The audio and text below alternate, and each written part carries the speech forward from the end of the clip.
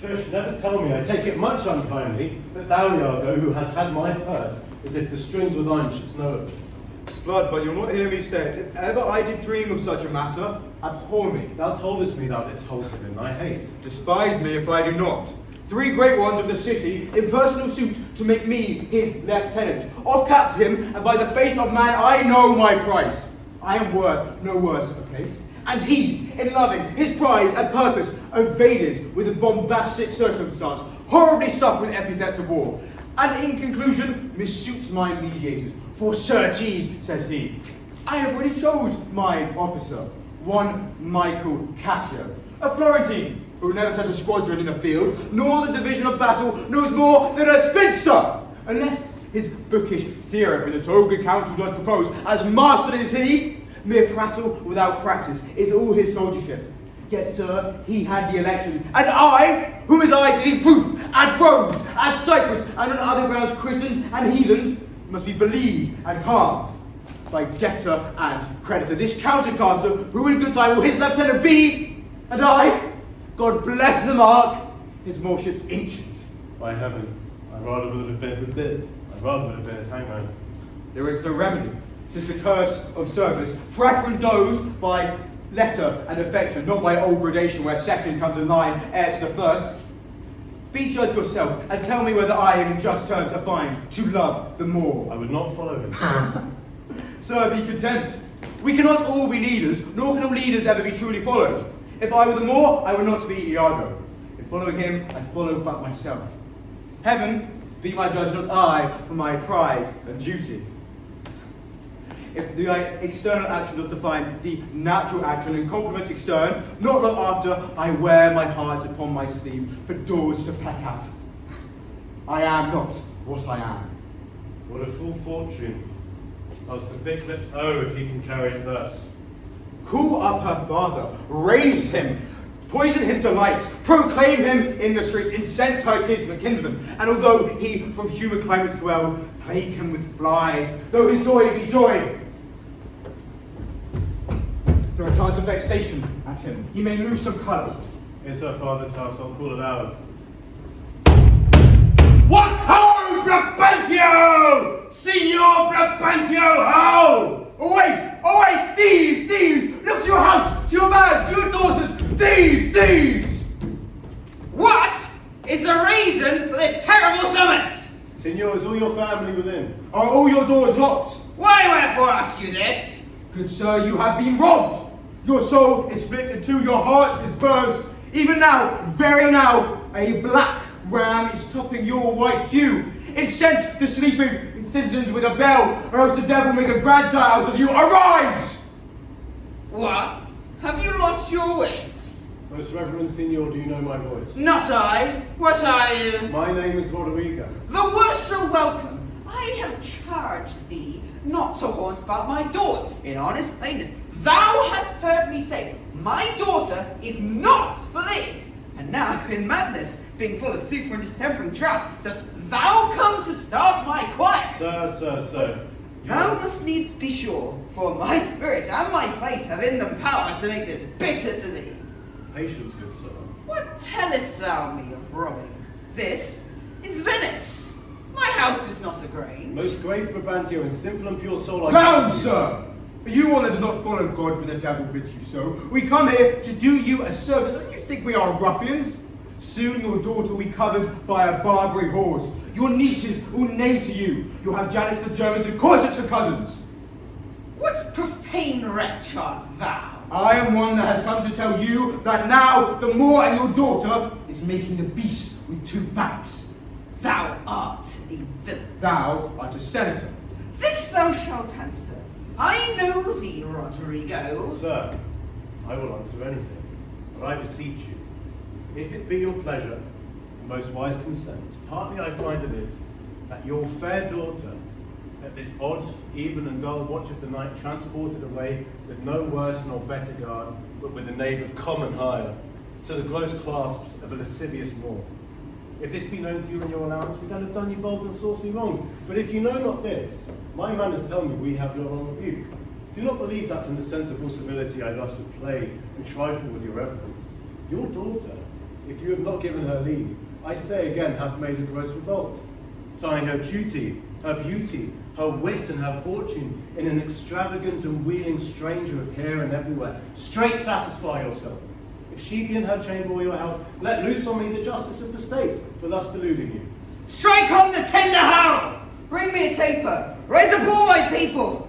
This accident is not unlike my dream. Belief of it oppresses me already. Alight, I say, alight! Well, good sir, I must leave you now. It is not wholesome or content for me to remain.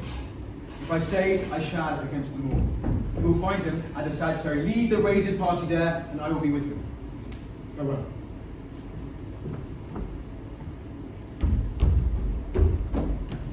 It is too true and evil. Conscious and what's to come of my despised time? 'Tis naught but bitterness. Now, Rodrigo, where didst thou see her? Oh, unhappy girl. With the Moor, say'st thou? Oh, who could be a father? How did thou know it was she? Oh, she deceives me. Hast thought? What said she to you? Bring more tapers! Are they married, think you? Truly, I think they are. Oh, heaven! How got she out so treason of the blood? Harvest from hence, trust not your daughter's might by what you see them act. Are there not spells by which the property of youth and maidhood may be abused? Have you not heard of such thing, Rodrigo? Yes, sir, I have indeed. Call up my brother! How would you have some one way or another? Do you know where we may be able to apprehend her? I think I can discover them. If you please to get good guard and go along with me. Pray you lead on, as every house I'll call and command at most, get weapons ho! And raise up special officers of night. On, good Rodrigo, I will deserve your pains.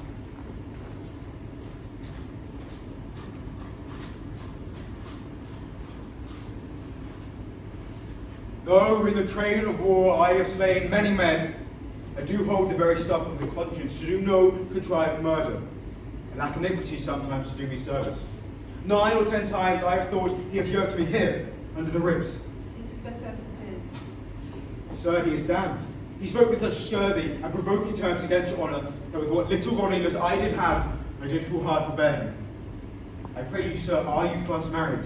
Be well assured Magnifico is a very popular man, and has in his effect a voice as double as the Duke's. He will fast divorce you, or else put upon or restraint in grievance the law with all his powers have effect on, will give him cable. Let him do his spite. My services which I have done the Signory shall outtongue his complaints. 'Tis yet to know I fetch my life for men of royal siege, and my demands may speak unwanted to his proudest condition that I have reached. Even though Iago, that I do love the gentle Desdemona, I will not be unhoused, free condition put into circumscription and confined for the sea's worth. But look, what light comes beyond.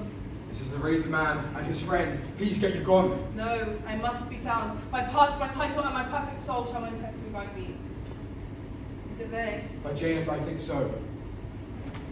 The Duke of the servants of the lieutenant. The goodness of life amongst you friends, how do you do? The Duke does greet you, General, and he requires your post-haste appearance, even on the instant. What is the matter, think you? Something from Cyprus, as I may divine, it is a business of some heat. The galleys have sent a dozen sea-flanked messengers this very night, and the consuls, raised and met, are at the Duke's already. You have been hotly called for. When not being at your lodging, he has sent them several more to search you out. It's good that I am found by you. I'll not spend but a word in this house and go with you.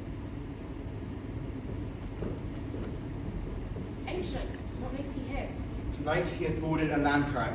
If he is found, he is done for. I do not understand. He's been married. To who? Married to. Well, General, let's just get you gone. As with you. Here come some more troops to search for you. He's Brabantio, sir. He comes with bad intent. Hola, stand there. Signor, this is the more. Down with him! Thief! Rodrigo, I am for you. Keep up your bright swords, for the Jew will rust them. Good Signor, you are better to command more with your words than with your weapons. Oh, thou foul thief! Where hast thou stowed my daughter? Damned as thou art, thou hast enchanted her, for I'll refer me to all things of sense if she in chains of magic were not bound, with a maid so tender, fair, and happy, so opposite to marriage, that she shunned the wealthy cloaked darlings of our nation, would ever have to incur such a general mock, run from her guardage to the suit bustle of such a thing as thou, to fear, not to delight. Judge me the world, if 'tis not gross incense that thou hast practised on her with foul charms, abused her delicate youth with drugs or minerals that weakens motion, I have disputed on. 'Tis probable and palpable to thinking, I therefore attach thee for an abuser of the world, a practitioner of arts inhibited and out of warrant. Lay hold on him! If he do resist, subdue him at his peril! Hold your hands, both of you, of my inclining hand the rest. Were my accused to fight, I shall go to without a prompter. Whither would you that I go with you to answer this your charge? To prison, till full time of law and course of direct session call thee to answer. And what if I do obey? How may the Duke be therewith satisfied? Whose messengers are about my side to answer business of the state, to go to him? The Duke in council? At this time of the night? Bring him on! The Duke himself or any of my brothers of the state cannot help but feel wrongs to their own. For if such actions may have passage free, bond slaves and pagans shall our statesmen be.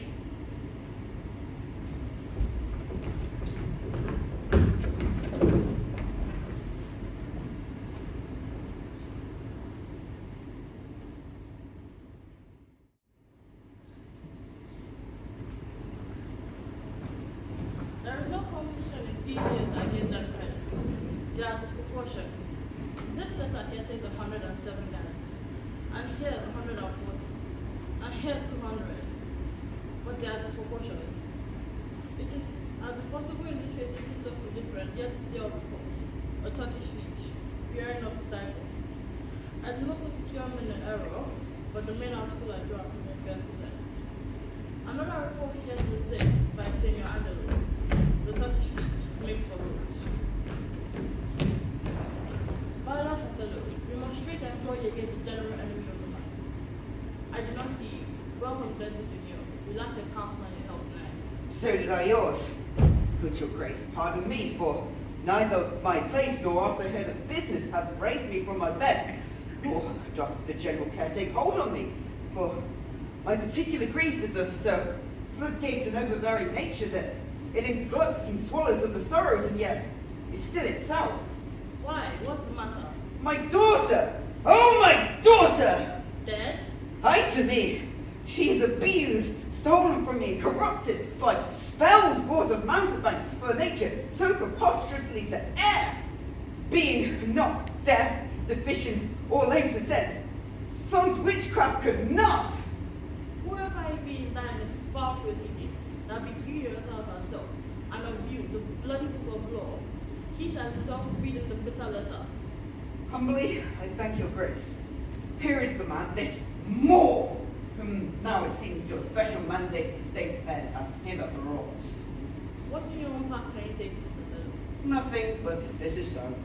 Most potent, brave, and reverend senior, I'm very approved, good master, that I have taken away this old man's daughter is the most true that I have married her, the very front and head of my affection. I have this extends no more.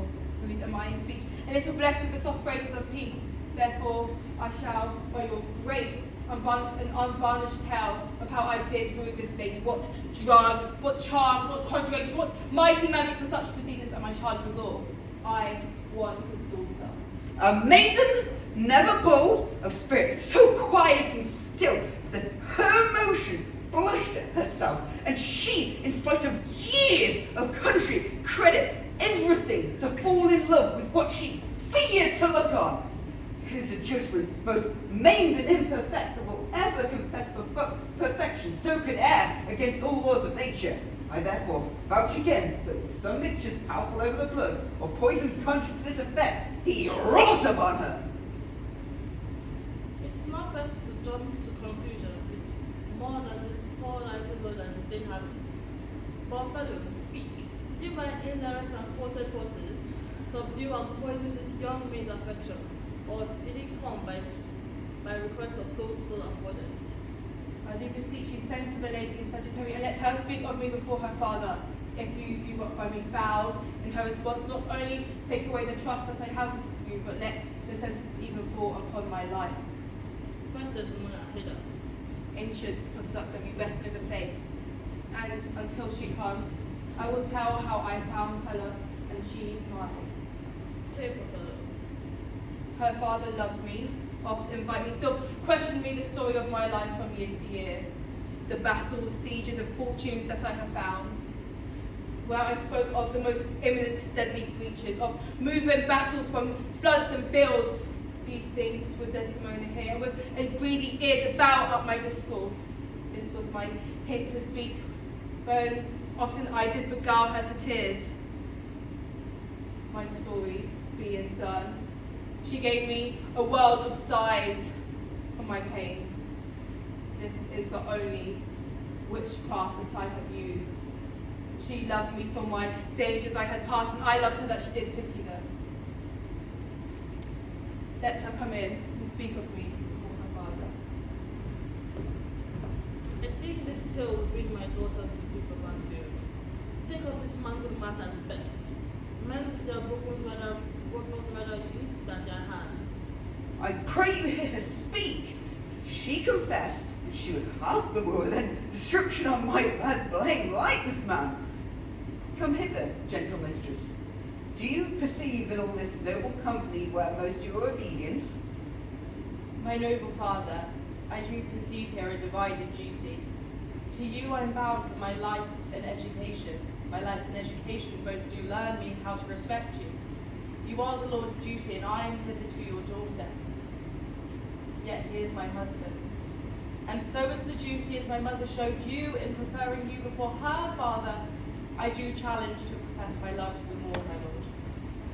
God be with you. I am done. I had better to adopt a child together. Good your grace unto this state affairs. Come hither more. I henceforth with all my heart, which thou hast already with all my heart, I would keep from thee. For your sake, Jewel, I am glad at soul I have no other children, for thy sake would teach me tyranny, to hang cloaks on them. I am done, my lord.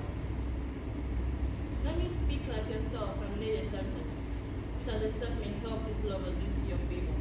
When remedies are past, the griefs are ended, by seeing the worst which later will be printed. To mourn a mischief that is past and gone is a new way to bring new mischief on. To mourn what cannot be preserved when fortune takes, patience and injury among relates. The rock that smiles still subject from the stray, he robs himself that speaks a good judgment. So let the Turk of Cyprus us beguile. We lose it not so long as we can smile. He bears the sentence well that nothing bears but for the free comfort from whence he hears. He bears both the sentence and the sorrow that to pay grief must of poor patience borrow. These sentences both to sugar or to gall, being strong on both sides, are equivocal. But words are words. I never yet did hear that the rose heart was pierced through the ear. I humbly beseech you, proceed on to the affairs of state. The talk with the most mighty preparation makes the words. Othello, the fortune of the place is best known to you, and though we have a substitute of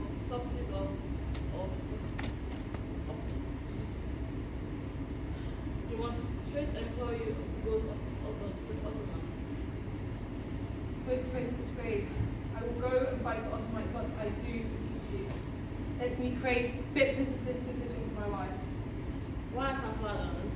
I would not have it so. Nor would I there reside to put my father in impatient thoughts by being in his eye. Most gracious Duke, lend me your prosperous ear, and in your voice let me find a charter to assist my sinfulness. Let her have your voice. What would you Desdemona? That I love the more to live with him.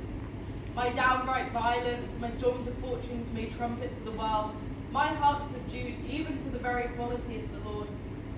I saw Othello's visage in his mind, and to his honour and his valiant parts did I my soul and fortunes consecrate.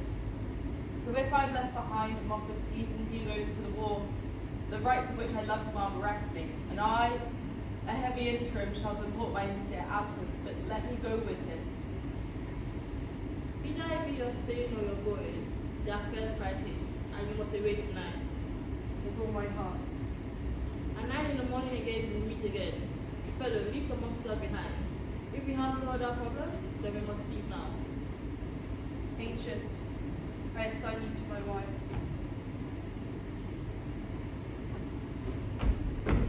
Look to her more, thou hast eyes to see.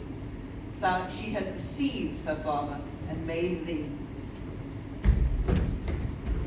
My life upon her faith. Good night to everyone. I do agree more. Use this in another. Ancient, let your wife come with my wife to Venice. Come, Desdemona. You must obey the time.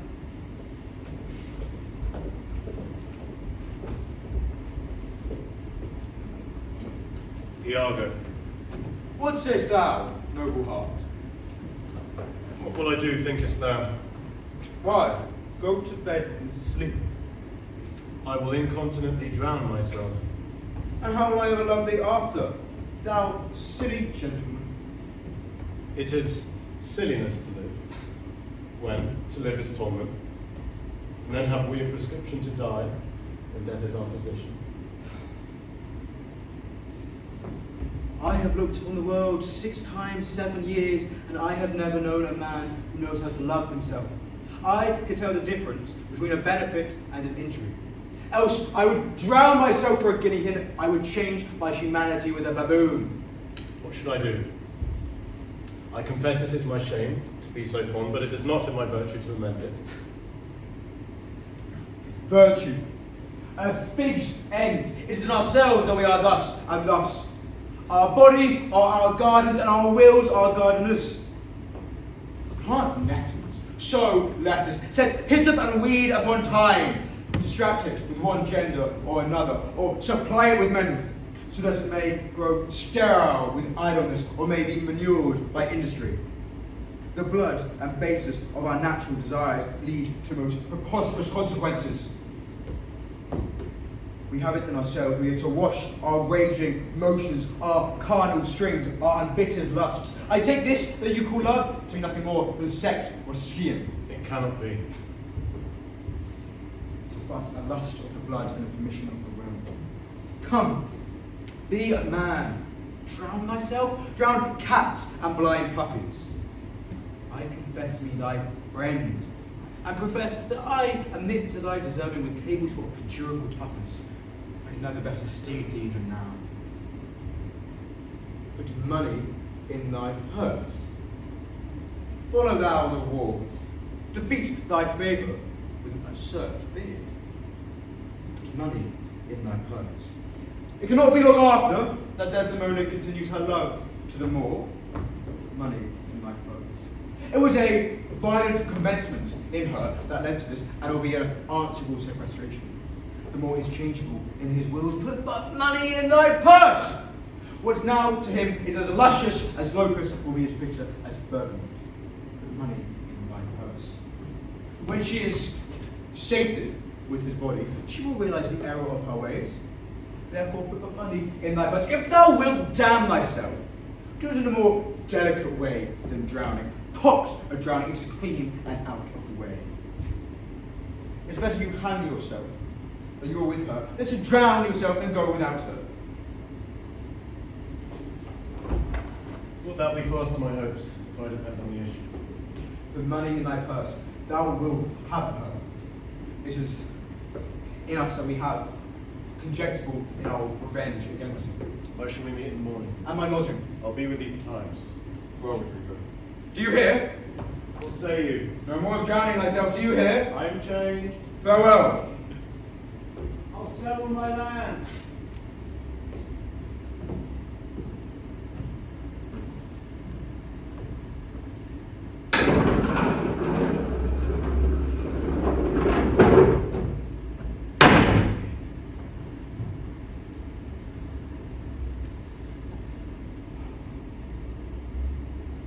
Thus do I make my fool my purse.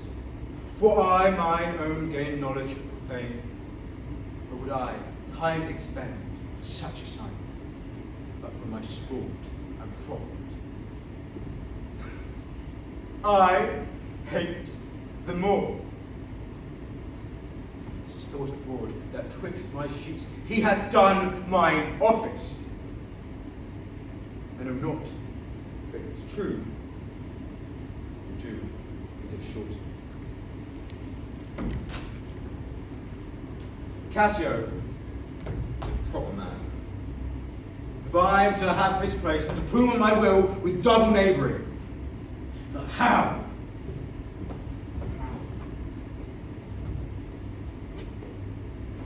You see, more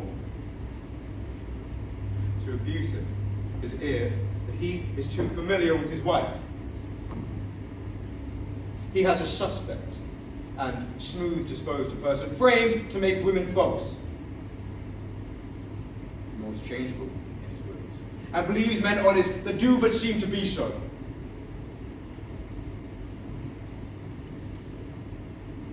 And leaves him by his ass as easily as donkeys.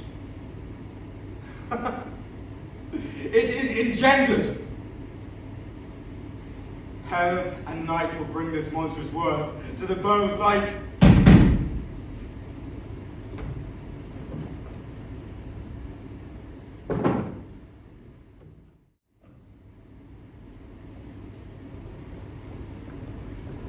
What from the cape can you discern it to?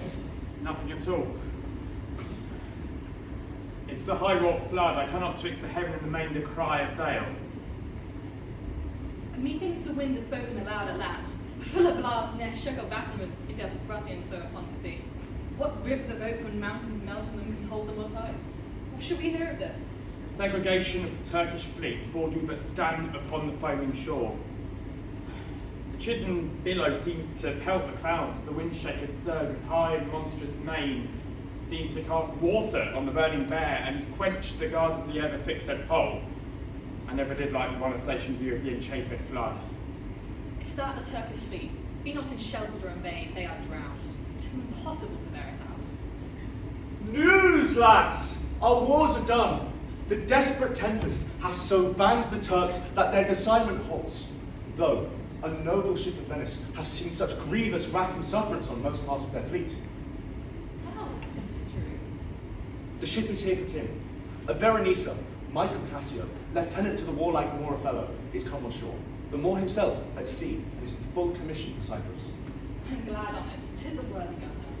But this same Cassio, though he speaks of comfort touching the Turkish loss, yet he looks sad and prays the Moor be safe, for they were passed in foul and violent tempest. Pray heaven he may, for I have served him, and the man commands like a full soldier. Let's to the seaside hoe, as to watch out for vessels that come in, as to throw our eyes for brave fellow. For, yes. Come, let's do so. For every minute is more expectancy of more arrival.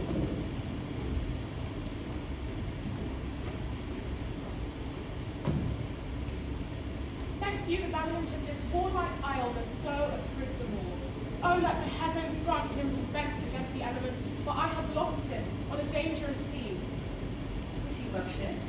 His bark is stoutly timbered and his pilot is of expert knowledge. Therefore, my hopes, not so fated to death, stand in bold cure. A sail! A sail! A sail! What noise? The town is empty. On the brow of the sea stand ranks of people, and they cry, "A sail!" I pray you, sir, go forth and give us truth whose staff has arrived. I shall. They do discharge their shot of courtesy. Our friends at least. But good lieutenant, is your general arrived? Most fortunately, he hath achieved and made that description of Paragon's wild, excellent, and the very vesture of her creation does tire the inventor. How now? Yours put in. 'Tis one Iago, ancient and the general.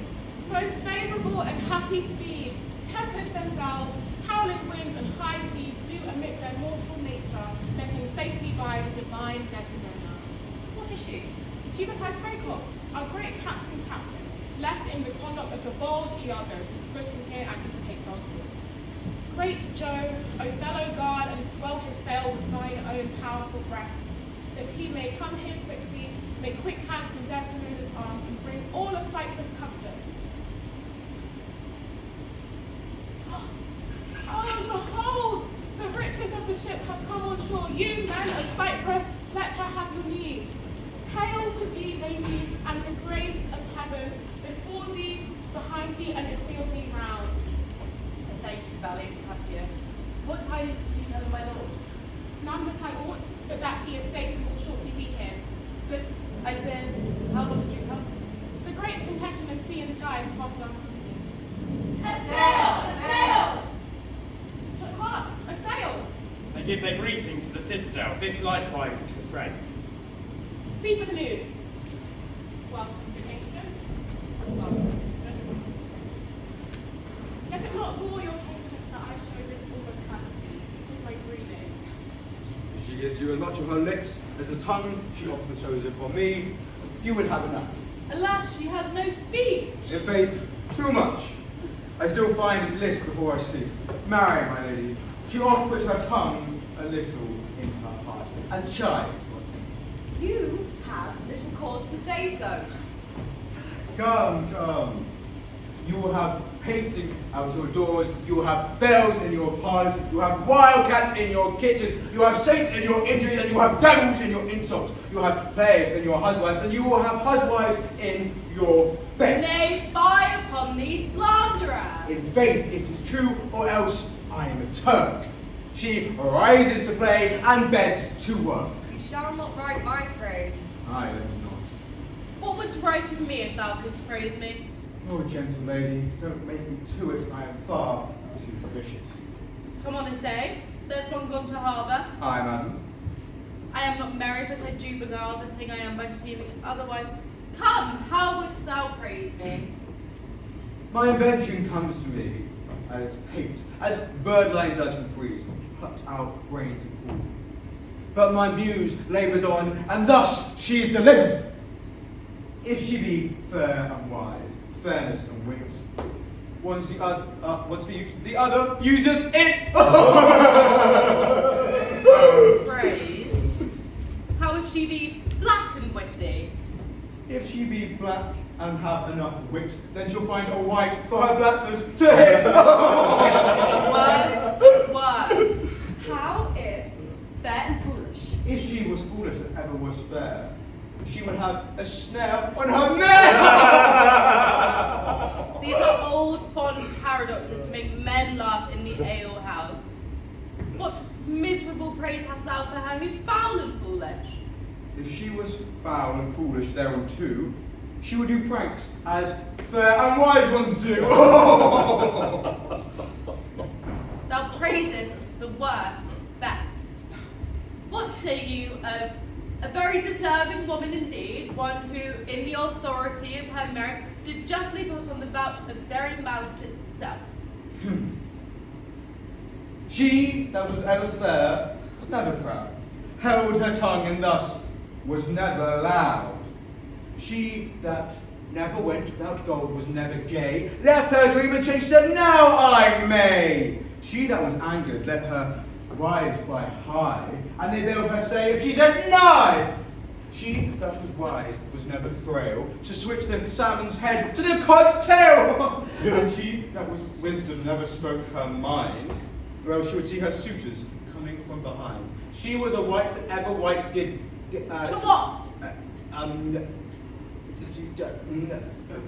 Suckle, fools, and chronicle small beer.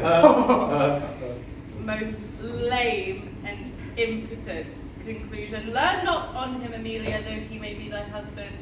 How now, Cassio? Is he not a most profane and liberal counsellor? He speaks home, madam. You may relish him more in the soldier than the scholar. Look how he takes her by the hand. I, well said whisper, with such a web as this will I ensnare a great fly as Cassio. I will chain thee in thine own courtship. I smile upon her. You say 'tis true, oh 'tis so indeed. It is these pranks that will strip him of his lieutenantry.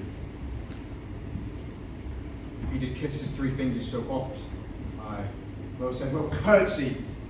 He does it again, kisses his fingers. Would they be clyster pipes for your sake? This is the Moor! I know his trumpet. Tis truly so. Let's meet him and receive him. Lo, where he comes! Oh, I am fair warrior, oh my dear Othello. He gives me one as great as my content to see you here before me, oh my soul's joy. If after every tempest comes such calms, may the seas rage on till they have awakened death. Let the lurking rock come heels of seas, for I have never reached content so absolute. May our love and comfort grow even as our days increase. Amen to that sweet powers. Oh, it stops me here. It is too much joy.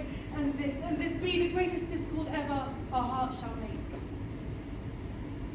Such plagues as these, I will make this music as honest as I am. Oh, come into the castle. News, friends. The war is over. The Turks are drowned. Yeah! How does my old acquaintance of that isle? And you'll find great love amongst them, as have I. Oh, I dote out of passion. I prithee. Come, Iago. Disembark my papers from the bay. Come, Desdemona. You must agree to time.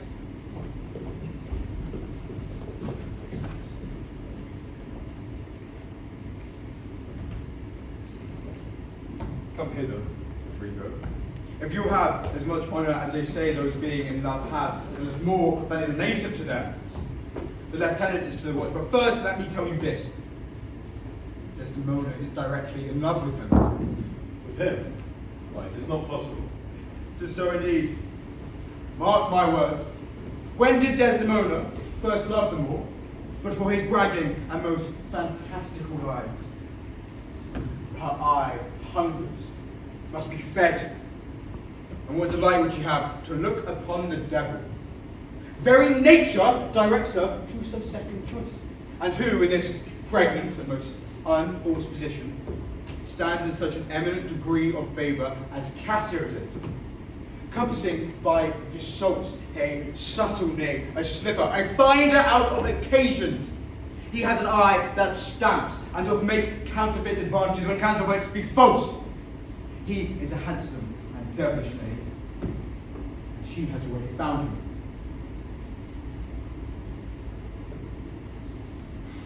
I cannot believe that in her. She's full of most blessed condition. Blessed. Big ends. She loves him so. Blessed pudding. If she was blessed, she would never have loved them all. Did you not see how he paddled with her hand? Yes, that I did. That was but courtesy. Lechery. By this hand. Lust and obscure indexes, but they are a prologue to the history of foul thoughts. Pigos love him indeed. I am here to instruct you. I have taken you here from Venice. Give me thy hand. I will show to you that you shall have Cassio. You shall have Desdemona gone. I will do this if you bring it to any opportunity. And you? You must anger him, Rodrigo.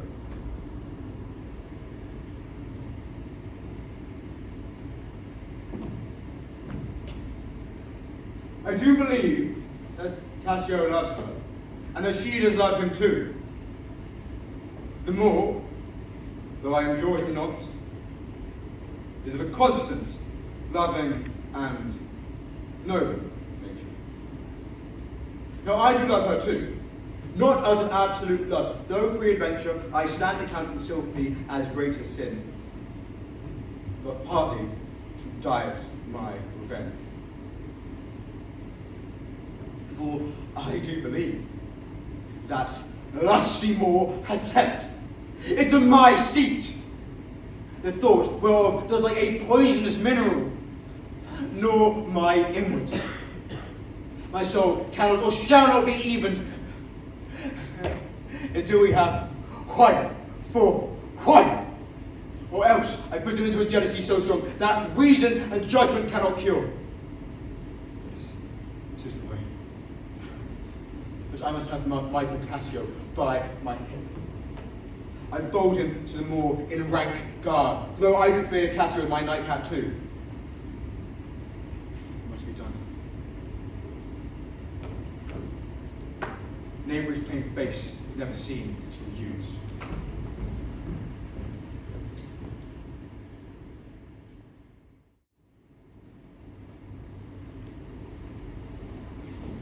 Good Michael, let us have sport tonight. Let us teach ourselves the honourable stop not to outsport ourselves. Iago have direction what to do, but notwithstanding with my personal eye, will I look to it. Iago is the most honest. At your earliest, let me come with you. Come, Desdemona, the purchase made, the fruits to ensue, the promises to come between me and you. Good night.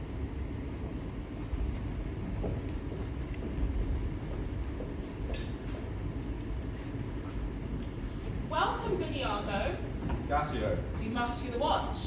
at this hour, 'tis not yet 10 on the clock. Our general has cast us thus early for the love of his Desdemona. She is indeed perfection. And I warrant her full of game. An inviting eye, and yet methinks right modest. An inviting eye indeed is not parleying to provocation. Is her voice not an allure to love? She is indeed perfection. Well, happiness to their sheets. Now please, I have a stoup of wine here. The gallants of Cyprus do not mind it. Please, just one drink. Not tonight, good Iago. I have quite poor and unhappy brains for drinking. I would well wish courtesy would invent some other form of entertainment. But one drink, else I will drink for you. I have had but one drink tonight, and that was craftily qualified too. I dare not toss my weakness with any law. Cassio, 'tis a night of revels, of gallants desirings. Where are they? Here by the door, please, let them in. I'll do it, but it dislikes me.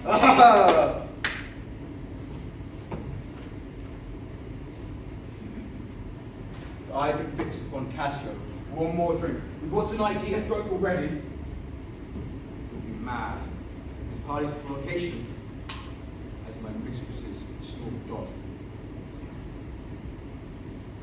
And Rodrigo, my poor, sick fool, who love has driven the wrong way out. But tonight, to Desdemona, fill her potations pottle deep.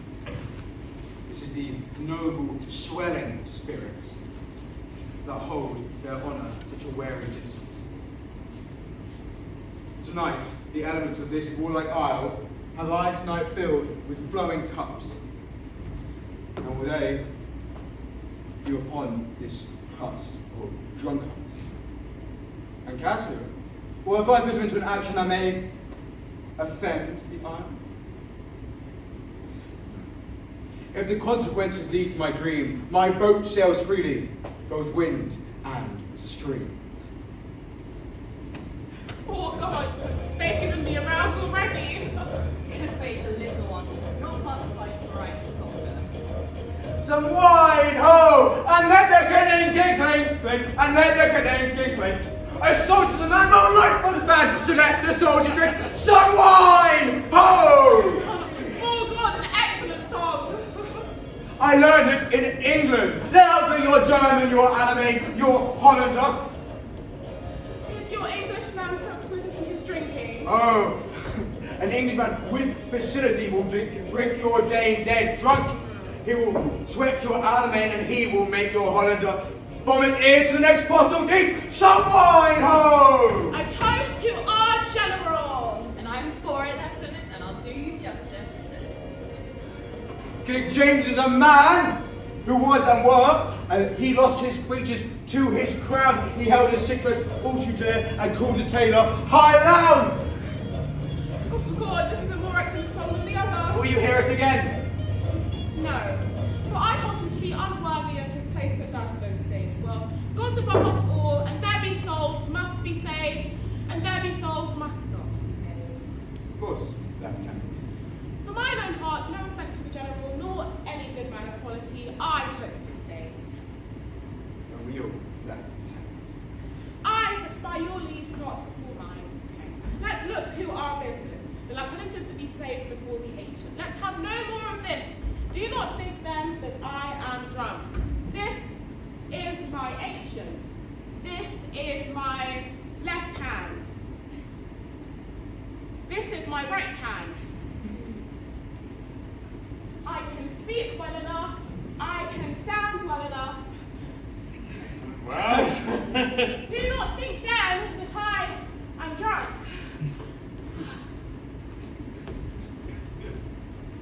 That man that goes there is a soldier, worthy to stand by Caesar.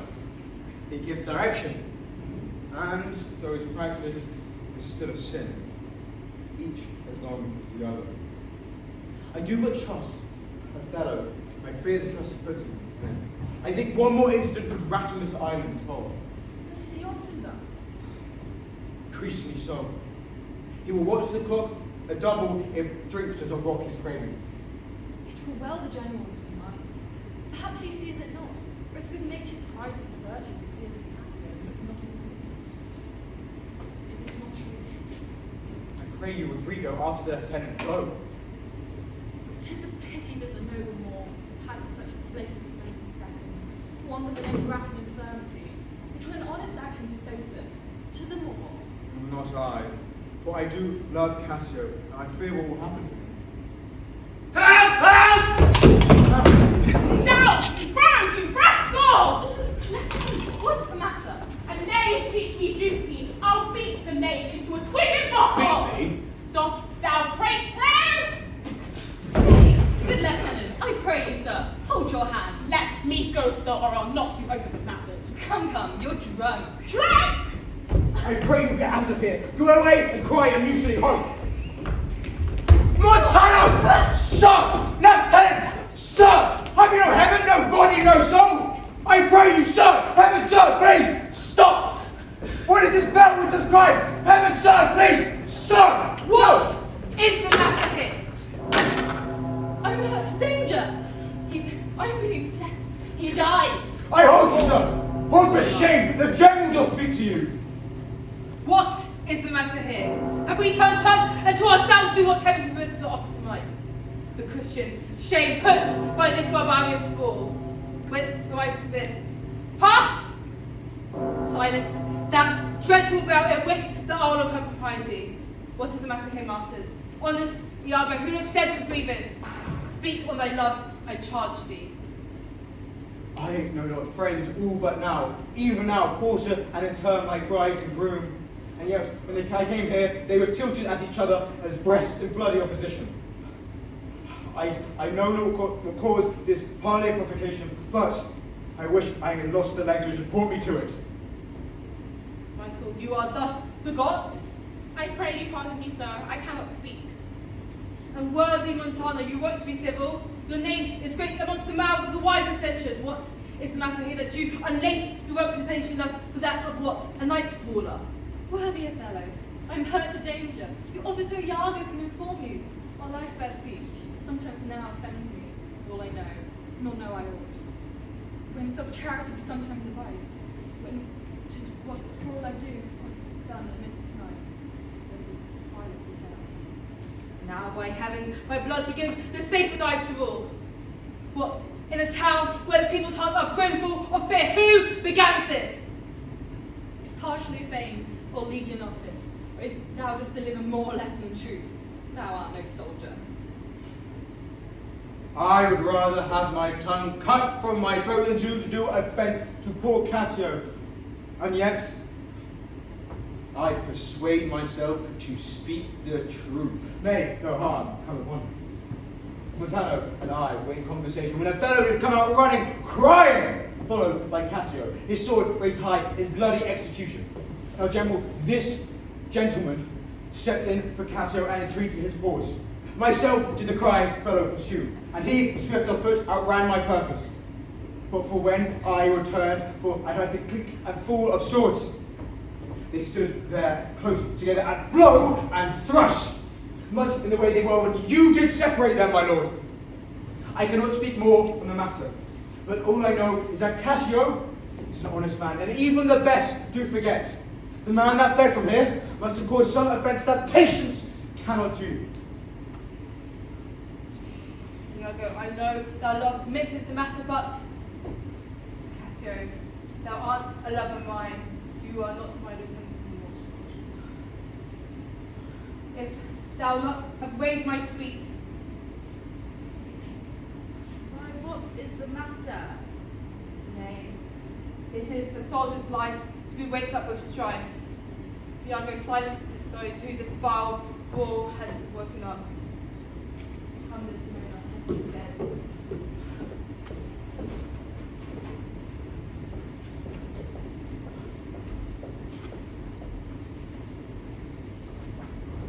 Lieutenant, are you hurt? I passed all surgery. Ah, married! Heaven forbid! Reputation. Reputation. Reputation. Oh, I have lost my reputation. I have lost the immortal part of myself, and what remains is bestial. My reputation, Iago, my reputation. As I am an honest man, I did think thou had received some bodily wound. There is more said in that than in reputation. Reputation is a false and most imperfect position, which is oft got without merit and lost without deserving.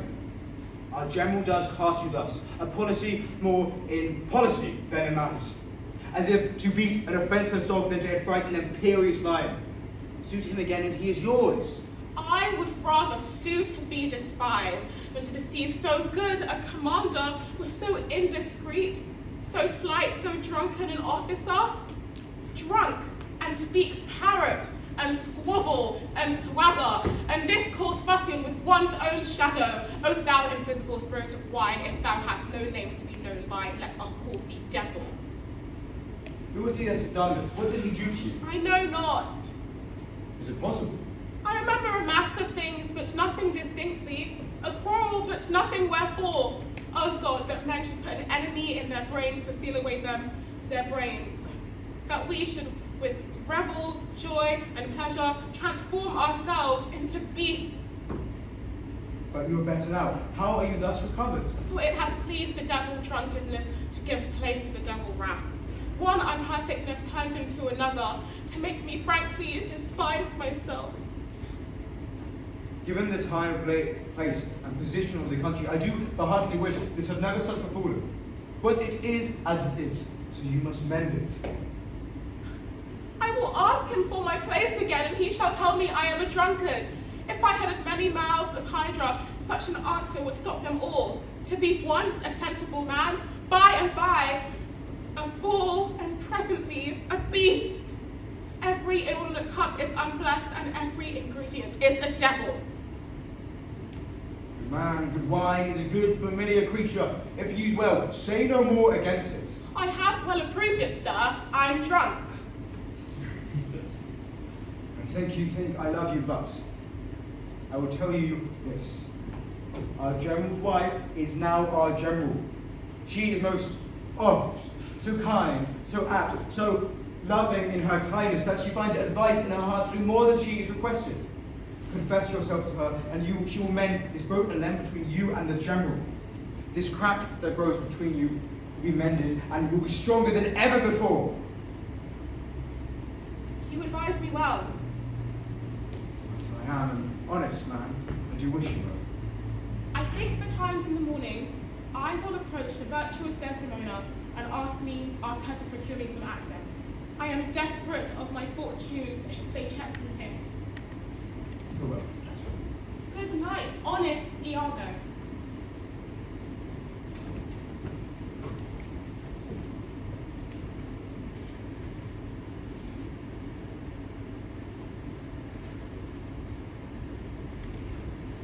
How now, Rodrigo?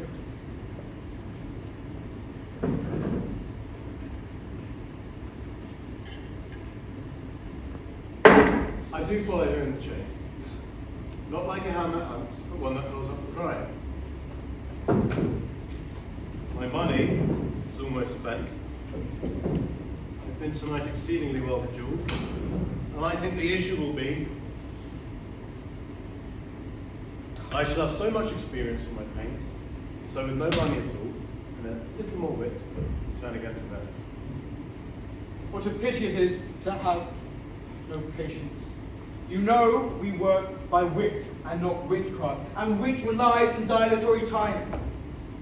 I have told you this. Cassio has defeated him, and you, in bloody exposition, has cashiered Cassio. So more of this tomorrow. Get you a gone.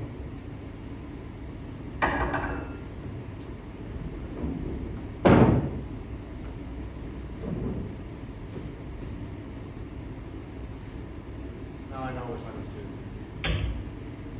I must send my mistress to move Cassio to his hall. And I shall move more to a disposition and then jump him upon Cassio when he is soliciting his wife. Disingenuous.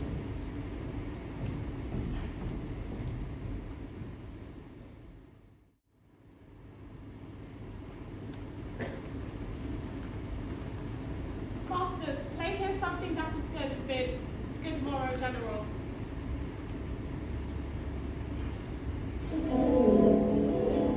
Do good, my friends. In happy time, Diogo. Cassio, I'm not yet to bed. Why no, the day had broke before we parted. I have made bold, Iago, to send him to your wife. My suit to her is that she will to the virtuous Desdemona procure me some access. I shall move the more so that you may have privacy for your business and conversation. I humbly thank you for it. I never knew a Florentine so kind and honest. Good morrow, good lieutenant. I'm sorry for your displeasure, but all will surely be well. The general and his wife are talking of it, and she speaks for you stoutly. The Moor replies that he you hurt is of great fame in Cyprus, and great affinity to you, and that in wholesome wisdom he might not but refuse you. But he protests he loves you, and needs no other suitor but his likings to take the safest occasion on the front and bring you in again. Yet I beseech you, that if it may be done, and if you think fair, to give me some brief discourse with Desdemona alone. Pray you, come in. I will bestow you where you shall have the time to speak yours and free. I am much bound to you.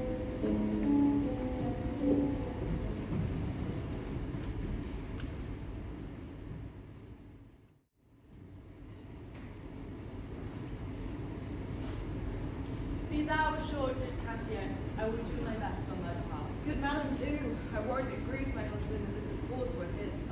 He is such an honest fellow. Do not doubt that I will have you and my lord as friendly as you once were. Bounteous madam, whatever shall become of Michael Cassio, he's never anything but your true servant. I know it, and I thank you. You love my lord, you have known him a long time, and I assure you, you will stand in strangeness no farther off than in politic distance. I but my lady, what if he feeds upon such a waterish and nice diet that he forgets all about my love and service? Do not doubt that. Before Amelia here, I give thee warranty of thy face, and know, if I vow a friendship, I'll commit it to the last article. I will intermingle everything he does with Cassio's suit. Therefore be merry. I would rather let myself die than give my cause away. Madam, here comes my lord. Madam, I'll take my leave. Nay, stay and let me speak. I am unjust for thine own purposes. I like not that. What dost thou say?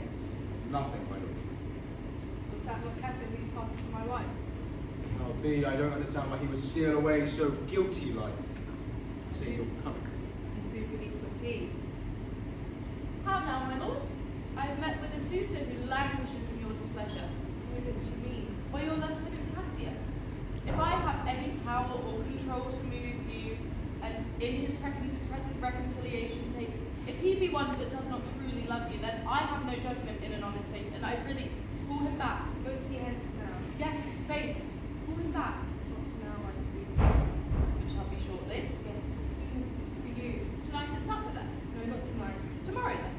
I did not dine at home. I meet the captains at the citadel. Okay, well let it be tomorrow, or Tuesday morn, or Tuesday evening, or Wednesday morn. Prithee name a time, but let it not exceed 3 days. My lady, I would do much to... I really let him him come when he will. I will deny thee nothing.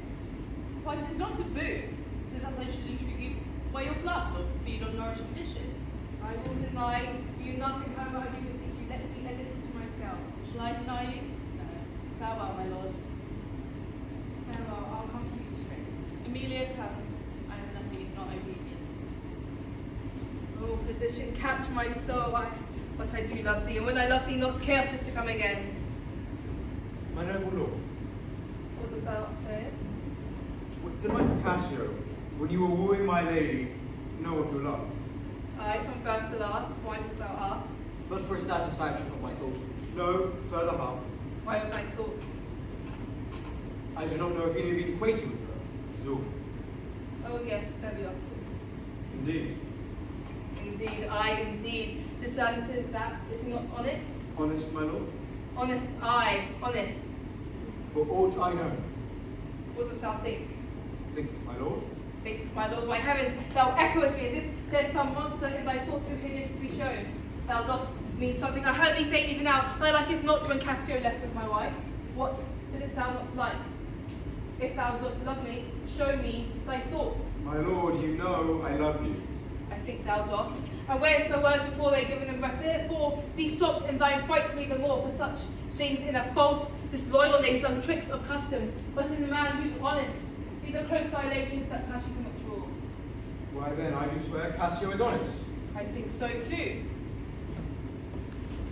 Men should be what they seem, else if they were not, should they seem as if they were none. Certain men should be what they seem. Thus, I believe Cassio to be honest. Nay, yet there's more in this. I prithee, speak to me how thou ruminates, how thou thinkest. Give me the worst of words, the worst of thoughts. My lord, I am bound to every act of duty, but I am not bound to that of which slaves are free to be so. Utter my thoughts, or say they are false and vile. Where is the palace which does not allow false impositions? Who has a breast so pure? What dost thou mean? I do beguile you, sir. Though perchance my thoughts are vicious, it is the plague of my mind to look into abuses. For jealousy oft does shape the thought which is not as false. It is your mind that takes no notice, that builds no trouble, that upon the scatterings or unsure observances. It is not good for your mind or for you to hear my thoughts. By heavens, I'll know thy thoughts. Good sir. It is the thought of man, my lord, that is their immediate children. Now, if a man steals my purse, he steals from me trash, which is something, nothing. But was mine, 'tis his, has been slave to hundreds before. But he who fetches me of my honour, robs from me not what enriches him, but makes me very poor indeed. Let me know thy thoughts. I will not have you have my heart in your hands. I shall not, as I do not have it in mine. How? Oh, my lord, beware the green-eyed monster that doth mock the meat it feeds on.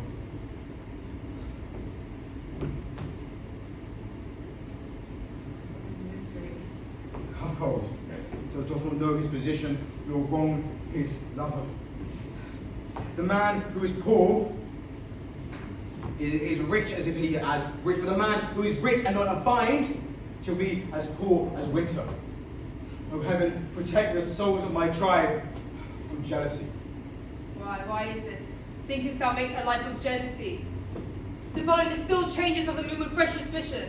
No, to be once in doubt is to be once resolved. Exchange me for a goat, and I will change the business of my soul to such exsultations and blown surmises matching thine inferences. It is not to make me jealous to say that my wife is fair, fed well, loves company, free of speech, sings, plays and dances well. Where virtue is, these are more virtuous. No, not for my own weak merits will I draw the smallest of doubts of her revolt. For she had eyes and chose me. No, Iago, I will see before I doubt. When doubts prove, and on that proof there is no more but this. Away at once with love or jealousy. I'm glad of this. I wish to put upon you my love and duty with frankish spirits.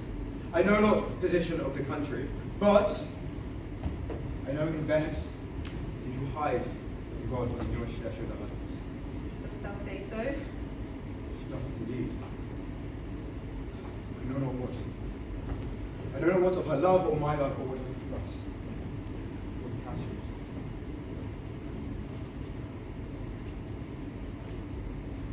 Sir, please, do not think on this more that I have aimed, or do not take it to greater conspiracies. What?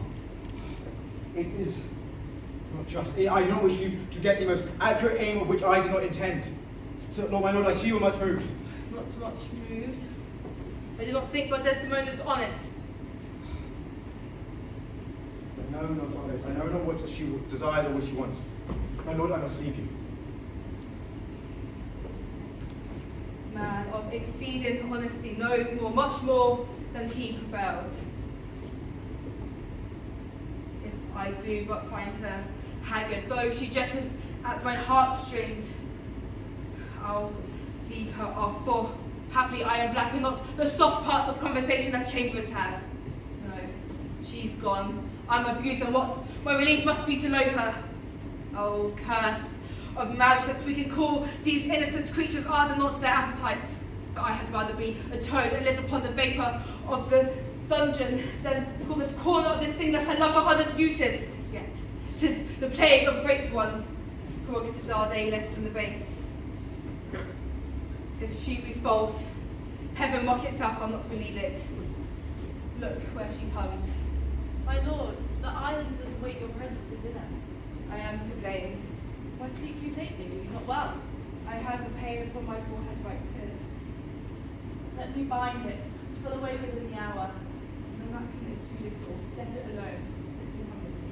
I'm sorry that you're not well.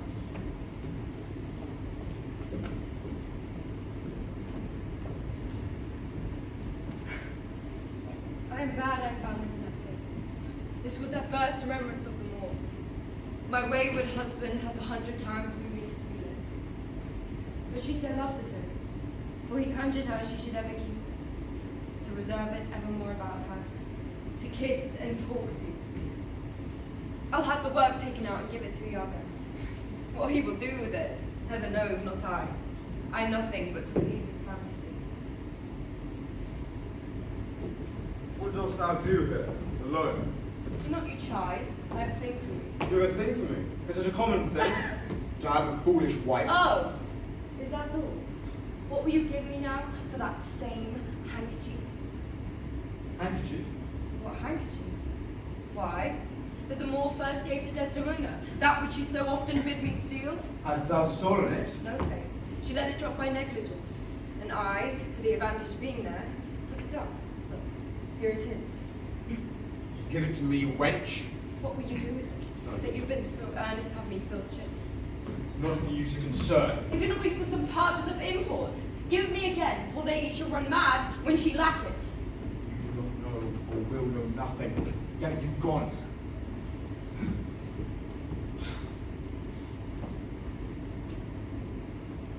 This napkin will I lose in Cassio's lodging for him to find it. More when he changes with my poison. It is the natural poison that does cause him such deficits, but it has not had enough of effect. Until I act upon the blood for it to burn like the mines of sulphur. Be that as here, probably not all the potent syrup of the world will give to him the sleep which he doth bestow himself yesterday. My lord, what is it? Want, because thou hast set me on a rack. Oh, now, my lord. What sense had I of her stolen hours of lust? I saw it not, thought it not, it harmed me not. I slept well, fed well, was happy and merry, saw not Cassio's kisses upon her lips. He that is robbed, not wanting what is stolen, let him not know it, and he is not robbed at all. Is that so? Villain, be sure that she can prove my love a whore, be sure of it! Or by heavens, thou would best been born the dog than to answer to my waked wrath. Does it come to this? Make me see it, or at least prove it. This is a false imposition, but if I disobey those who do not see mortal eyes in such a way, it is impossible you must see it. For if he is to lead those, the imperfections, to the door of truth, I must be satisfied. Give me a living reason why she's disloyal. I do not like the office, but sith I must see my charge, my course go on. I did lie with Cassio late, and with a raging tooth I could not sleep. I did hear him say, Desdemona, let us be wary, let us hide our love. And then did he take my hand and bring it hard. Oh, sweet creature, he said, and kissed me upon my lips, as if he was digging the roots with kisses that grew upon my lips. Then he threw his leg over my thigh and sighed, oh, curse he who gave thee to the more. Monstrous, monstrous. Nay, but 'tis a dream. No, but it is a foregone conclusion. It can seek to thicken other proofs, but to define itself is too thin. You'll chop her into messes. Sir, not this, please.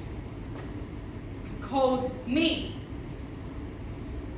We know not yet of her sins. We can change it. We can look for more proofs. With mine, officer. That's foul. No, she shall not live tonight. In 3 days, let me not hear that Cassio lives. Should be done. We must check for more proofs first. No, not like the Pontic Sea that never ebbs. I too shall never turn back. By heavens, I will make this sacred vow. Not yet. We shall discuss more.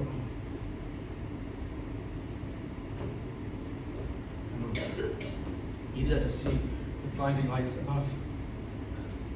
I do tell thee this, the elements of this that take us round about. See thee, that I, Iago, give to thee my wit, my hand, my body, to thee wronged Othello. You answers the commander, and I shall obey for all bloody business. Thou art now my lieutenant. And yours, Reverend.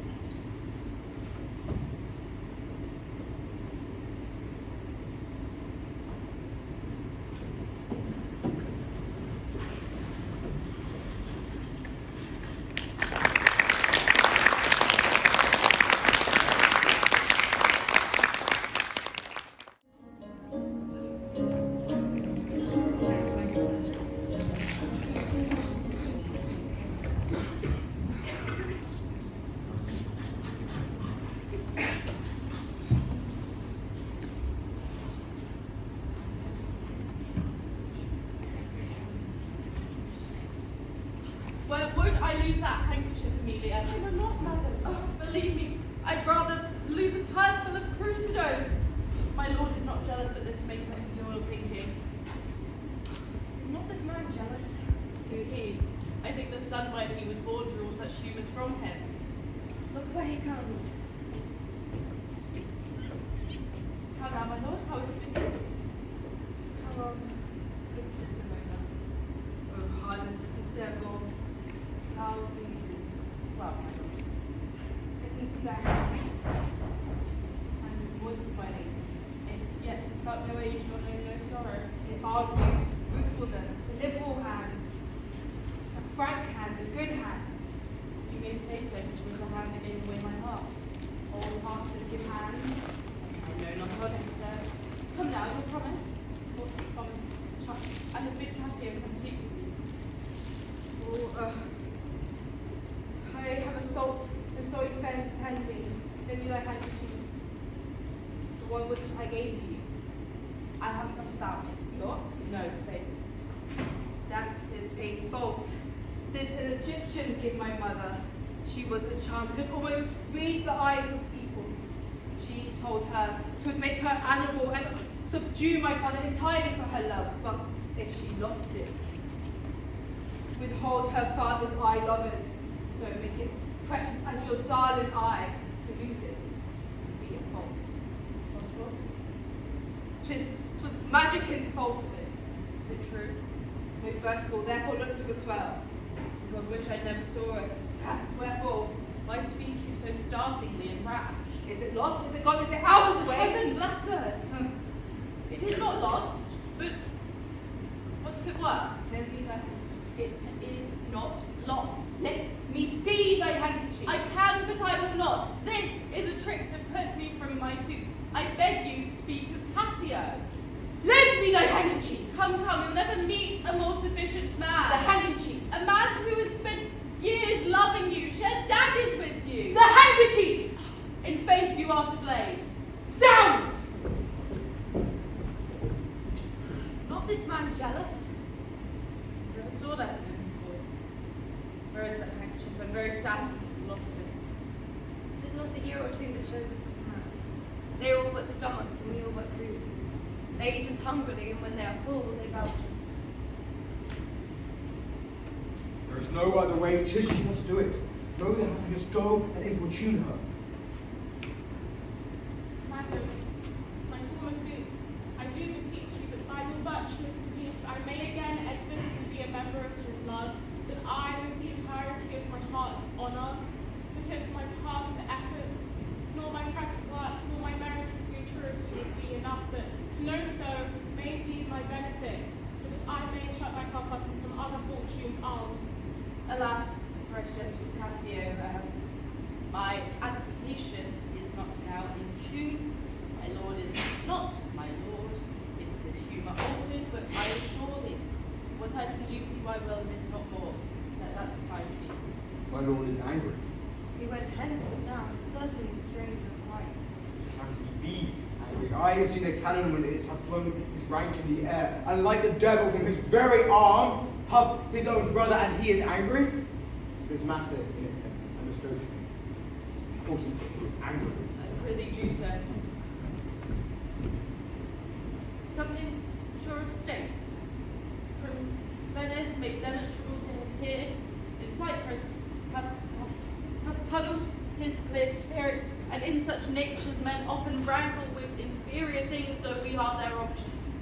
Pray heaven it be state matters, as you think, and no conception nor no jealous toy concerning you. Last day I never gave him cause. But jealous souls will not be answered so. They are not ever jealous for the cause, but jealous for they are jealous. 'Tis a monster begot upon itself, born on itself. Heaven keep that monster from Othello's mind. Lady, amen. I will go seek him.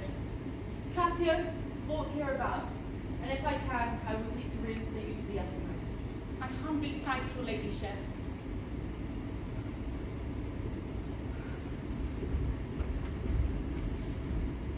Save me, friend Cassio. What make you postpone? In faith, my sweet love, I was coming to your house. I was coming to your lodging, Cassio. Well, keep a week away, 7 days and nights, 8 hours, and lovers absent hours, more diosome than the last. Oh, weary reckoning.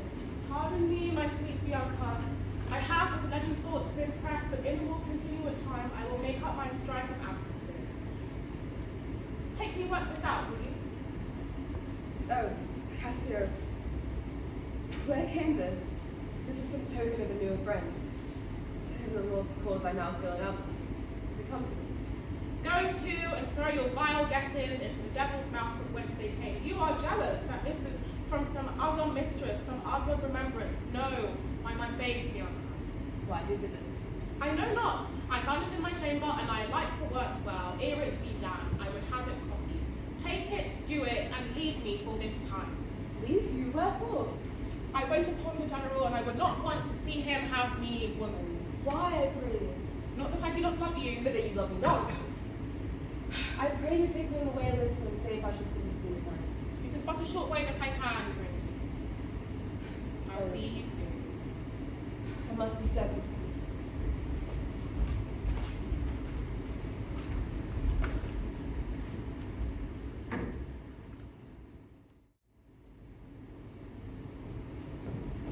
What's not your way? Think so, Iago. To kiss in private. An unauthorized kiss. Or to lay naked in bed with a friend, but for an hour or more, not meaning any harm. Naked in bed, Iago, and not mean any harm. It is hypocrisy against the devil that they mean virtuously, yet do so. If no harm, 'tis a venial sin, but if I give my wife a handkerchief, What then? that 'tis hers, my lord, and being hers, she may bestow it on any man. She is protectress of her honour too. Should she give that away? Her honour is an essence that is not seen, and is oft had by that have oft none. But for a handkerchief, Oh, By heavens, I was most gladly have forgotten it, but it comes over my head, as does a raven over an infectious house. He had my handkerchief. Aye, what of that? That's not so good now, is it? If I had seen him do you wrong, or heard him say, Had he said anything? he hath, my lord, but be you well assured, nothing of which you will unswear. What? What he did, I know not what he did. Has he said? Lie. Lie with her. Lie on her, what with her, what you will. Lie with her. Lie on her, they say, but lie her with that. Oh, falsome handkerchief. Falsome! Oh, he must confess and be hanged for confession. Devil! Work on, my medicine, work. Thus credulous fools are caught, and many dames with a chance to feel guilty. What ho, General ho, Othello. Now, Cassio. What's the matter? He has fallen into an epilepsy. This is his second fit. He had one yesterday. Rub him about the temple. No. Lethargy must take its quiet course, else he will foam at mouth and rise to savage madness. Get you a while gone, he will be content. I would on great occasion speak to you.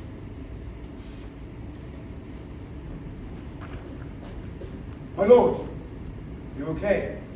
Have you hurt your head? Dost thou mock me? By heavens, no. I bear you to hold better harms. Cornered man. There are many devil in a populous city, and many a civil monster. Have you confessed it? Good sir, be a man. For every bearded man who has been yoked has born with you. There are millions alive who lie in improper beds that do think they are dispositions. But your case is better. No, I do not know. Though I know what I am, I know what she will be. Oh, thou art good. 'Tis certain, 'tis certain. What's of this? Shall he come again? Stand you a while, be content in thy patient list. While you are overwhelmed with your emotions, Cassio did come hither. Now I shifted him away and laid good excuses on your ecstasy. But I bade him return, of which he did promise. Encave yourself. Mark every scorn, every jibe, every inflection in every corner of his face. I will make the tell the tale anew. How? How oft? How long? How often did he see your wife? Mark his every gesture. I will be most cunning in my patience, but dost thou hear most wise?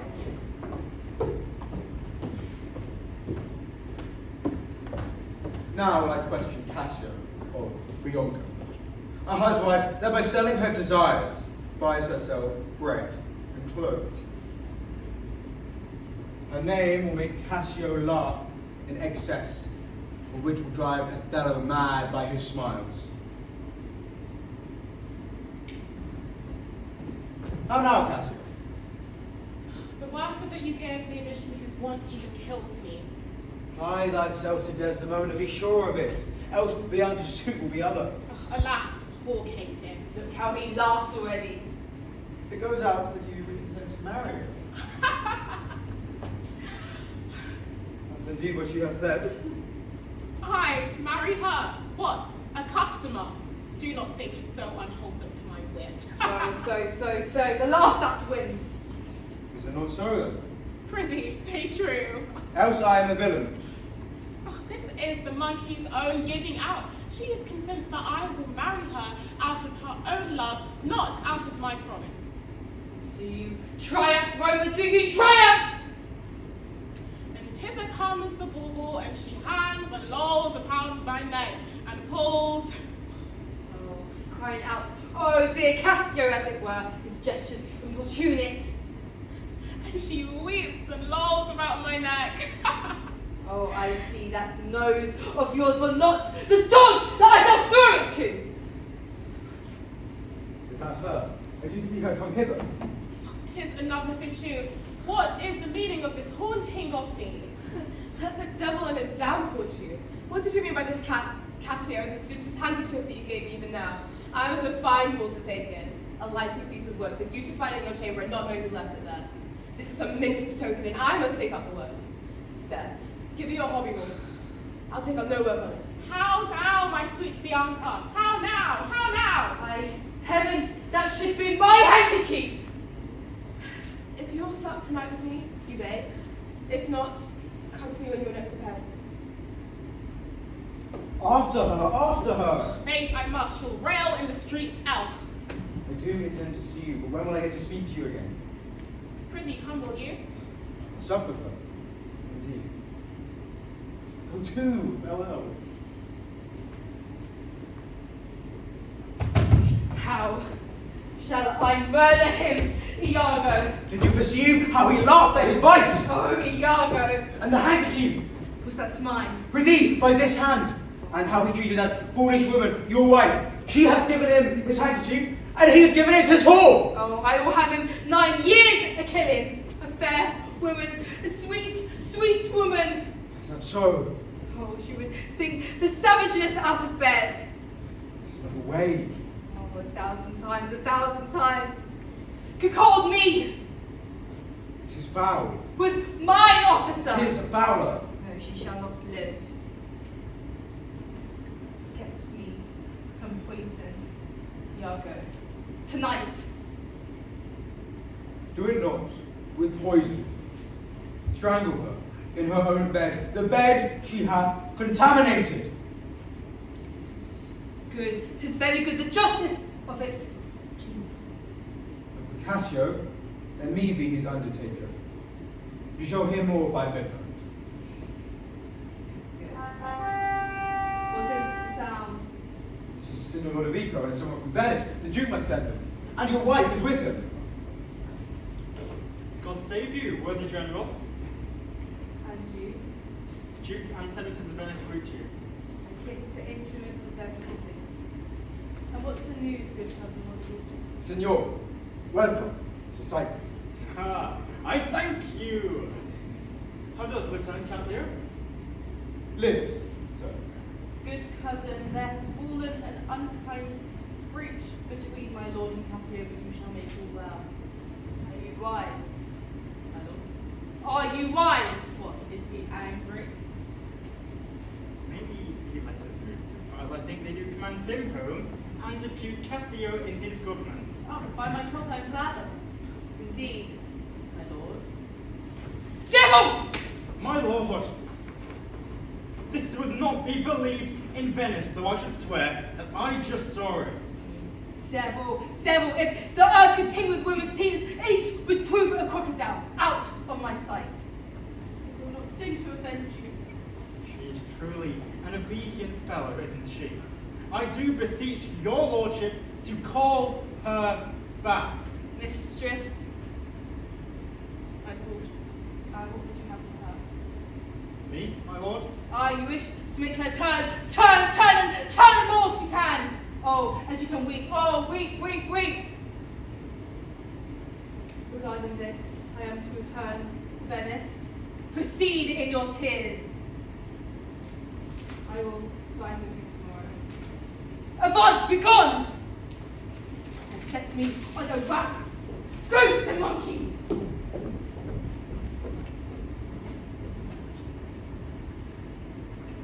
Is this the noble Moor our false senate calls all in all sufficient? Is this the nature whom passion could not shake, whose solid virtue these shots of an accident, nor dart of chance will neither pierce nor graze? He is much changed. Are his wits safe? Is he not light of brain? Speak nor contrive what he were, how he is, or by heaven what he shall be. What, to strike his wife? It is foul indeed, but should be the worst of it. Is it his use? Or did these letters work upon his blood and you create this fault? I know not of it. I cannot speak on his thought nor action. Let you be the one to observe it. Well, I am sorry that I am deceived in him.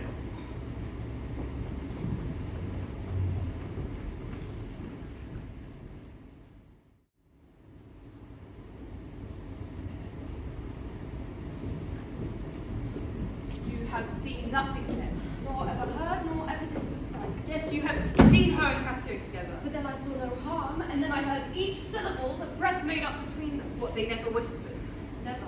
Or sent you out of the way to Never, my lord.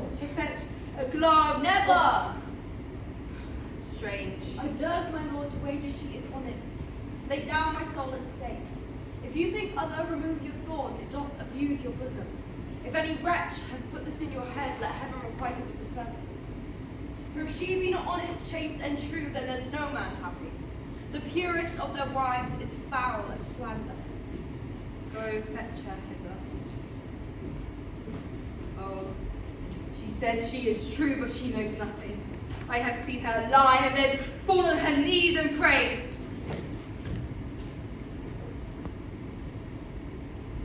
My lord, what is your will? Look into my face. What horrible fancy is this? Leave procreate alone. Cough or cry, come if you see anyone. Come. Upon my knees, what doth your speech import?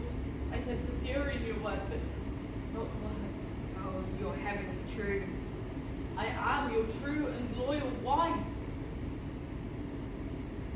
Oh, away, Desdemona, away! Alas the day, why do you weep? Am I the motives of these tears, my lord?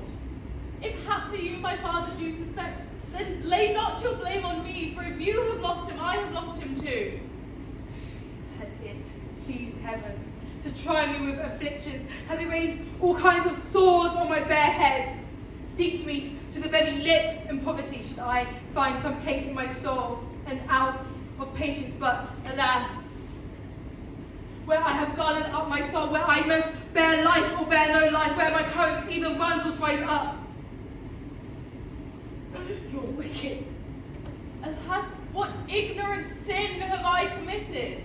What committed? What committed? Oh, thou art false as hell. With who? How am I false? Impudent strumpet! You do me wrong, I am none! Not a strumpet. No, as I am a Christian! What? Not a whore. No! Then by heavens, I apologize, for I thought you for the cunning whore of fellas that married Othello.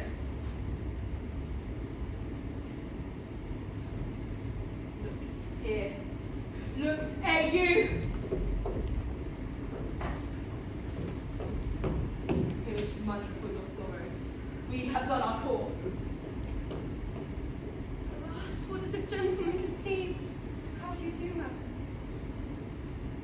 Faith half asleep. What is the matter with my lord? Who? Why, with my lord, madam? Who is your lord?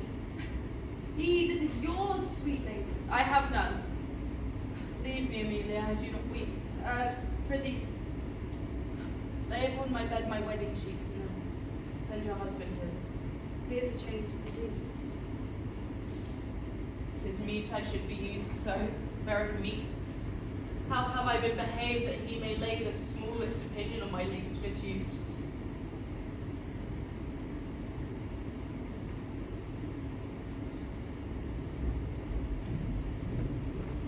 Madam, what is the matter?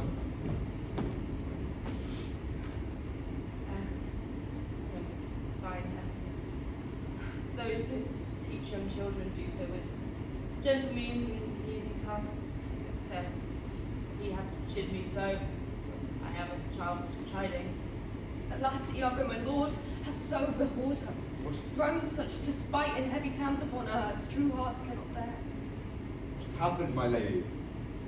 Am I that name, Iago? What name, fair lady? That which she says my lord did He call me. called her whore.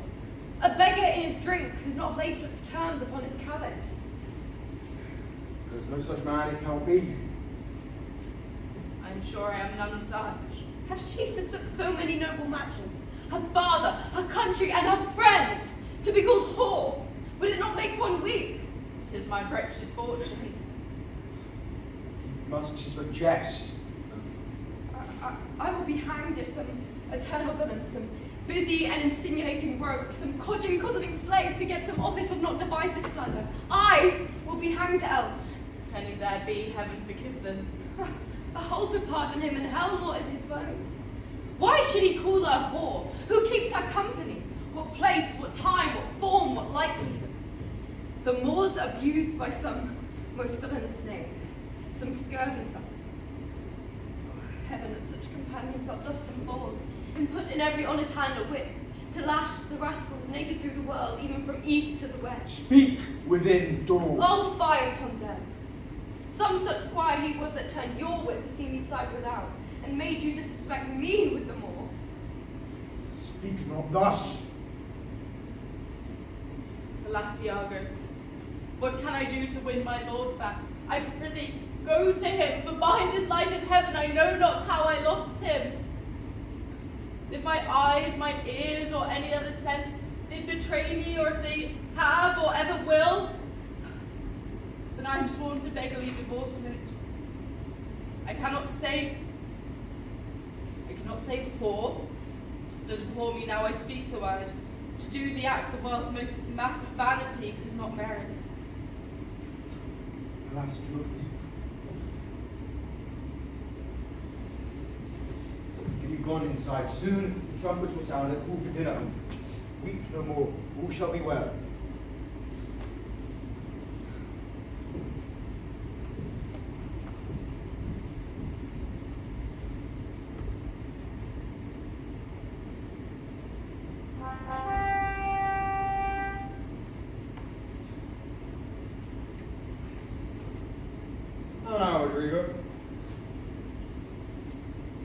I do not think that thou dealest justly with me. What, on the contrary? Every day thou doubtest me with some device, Iago, and rather as it seems to me now, keepest me from all conveniency, and supplies me with the least advantage of hope. I will indeed no longer endure it, nor am I yet persuaded to put up in peace what already I have foolishly suffered.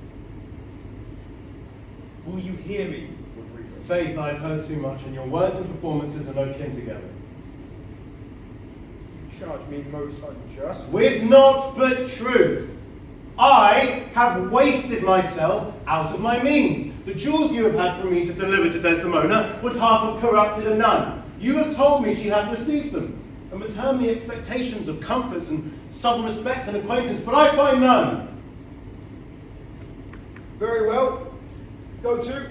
Very well, go to. I cannot go to, man. Nor 'tis not very well. By this hand I say 'tis very scurvy, and begin to find myself bopped in it. Very well. I tell you, 'tis not very well. I will make myself known to Desdemona. If she will return me my jewels, I will give over my suit, and I will repent my unlawful solicitation. If not, assure yourself, I will seek satisfaction of you. Thou hast said now. Aye, and said nothing but what I protest intendment of doing. Rodrigo, I see there is metal on thee, and now this very instant build upon thee a better opinion than ever before. Give me my hand. I do but be somewhat unfair within your fate. It hath not appeared. I grant it hath not appeared, and your suspicion is not without wit and judgment. But I tell you thus, if you by tomorrow evening do not enjoy Desdemona, then take me from this world and make deviled engines with my body. Well, what is it? Is it within reason and compass? A letter has arrived from Venice to disapprove of Othello and send him away with Desdemona. Is that true? Why then, Othello and Desdemona return again to Venice? No. They're to Mauritania. And what will keep them in this place is no more proven than the displacing of Cassio. How do you mean, displacing him? Why, if he was to fall in some accident, knock his brains out. And that you would have me do? Tonight, he supped with harlotry. We shall go to him. I will prove to you and show you to see that there is a necessity in Cassio's death. You have Desdemona, and we will be rid of them all.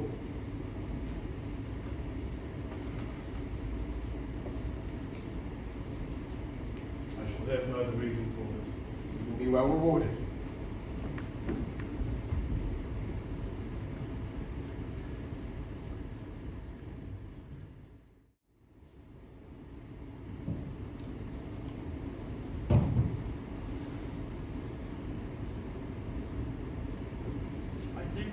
my lord, to trouble yourself no further.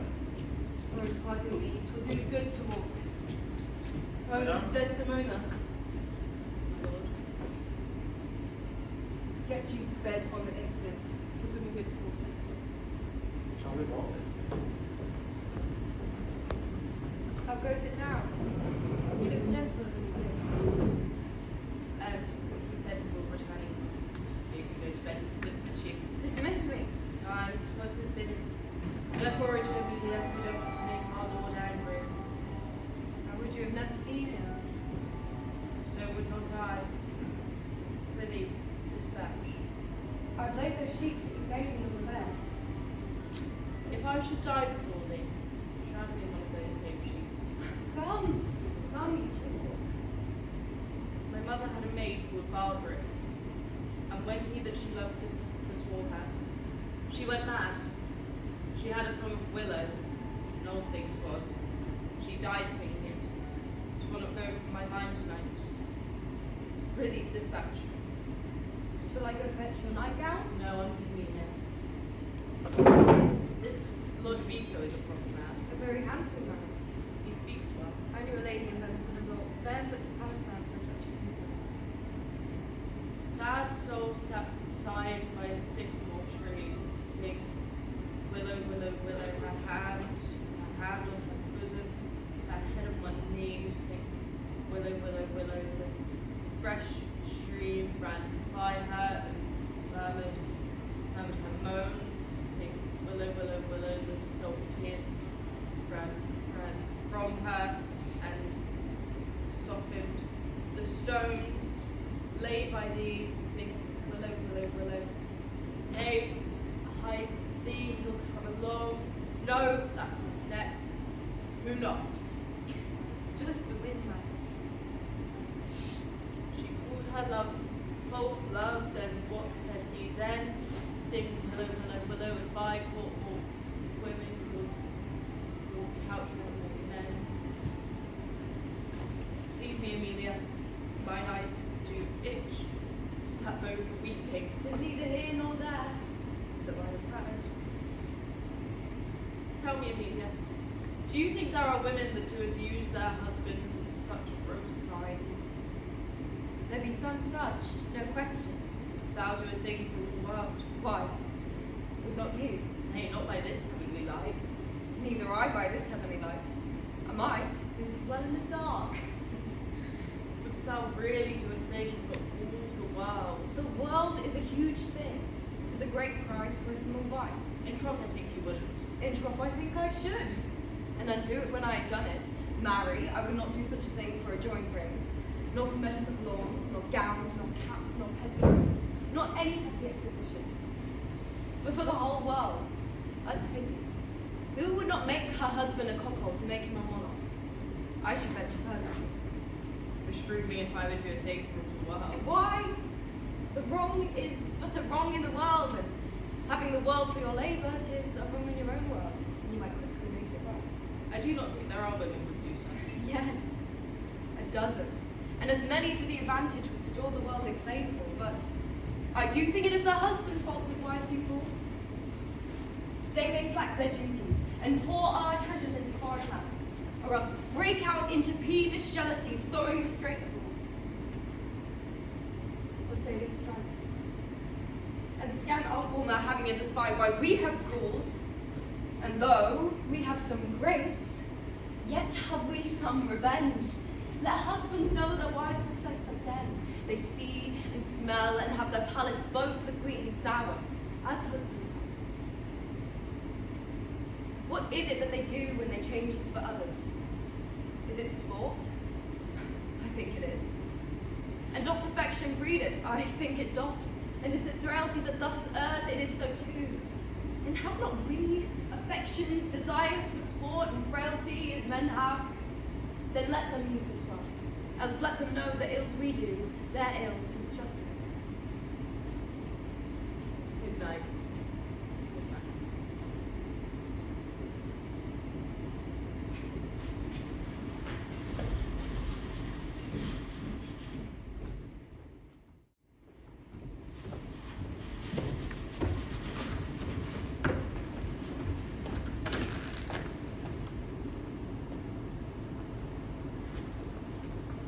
Stand here, behind this bulk. Straight will he come. Wear thy rapier bare, and put it home. Quickly, quickly, fear nothing. This is the night that makes us or mars us. Think on that. I will be here at thy elbow. Fix thy resolution firm. Be near at hand, I may miscarry it. I will be here at thy hand. Be bold and take thy stand. I have no great devotion to the deed, yet he hath given me satisfying reasons. 'Tis but a man gone. Forth my sword he dies. I have rubbed this young quat almost to the sense. He grows angry. Now, if he kills Cassio, or Cassio him, or each do kill the other, every way makes my gain. If Rodrigo lives, he calls to me a restitution, large of gold and jewels that I have stolen from him as gifts to Desdemona. This cannot be. If Cassio remains, he hath a daily beauty in his life that makes me ugly. Besides, the more will unfold me onto him, a position where I stand in peril. No, he must die. It is so. But quick, here he comes. I know his gait. 'Tis he. Villain, thou diest! That Rust has been mine own enemy indeed, but that my coat is better than thou knowest. I will make proof of thine!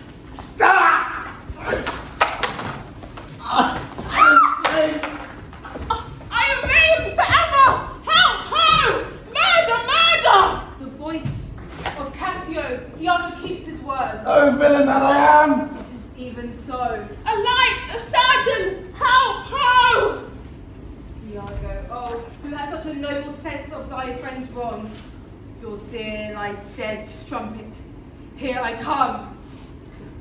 No watch, no passage! Murder! Murder! 'Tis a mischance. The voice is very direful. Oh, help! Hark! Oh, wretched villain.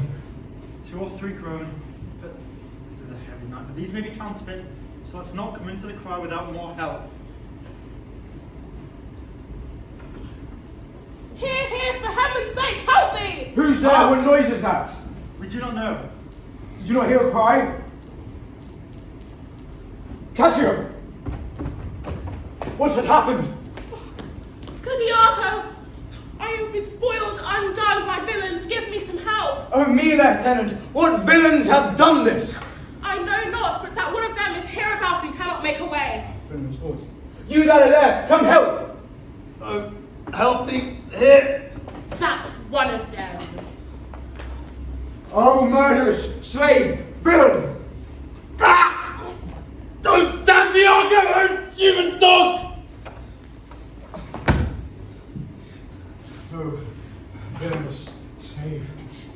Where be those murderous thieves they that kill in the dark? This town is too quiet! Oh, murder! Murder, what may you be? Are you or villains else, good or evil?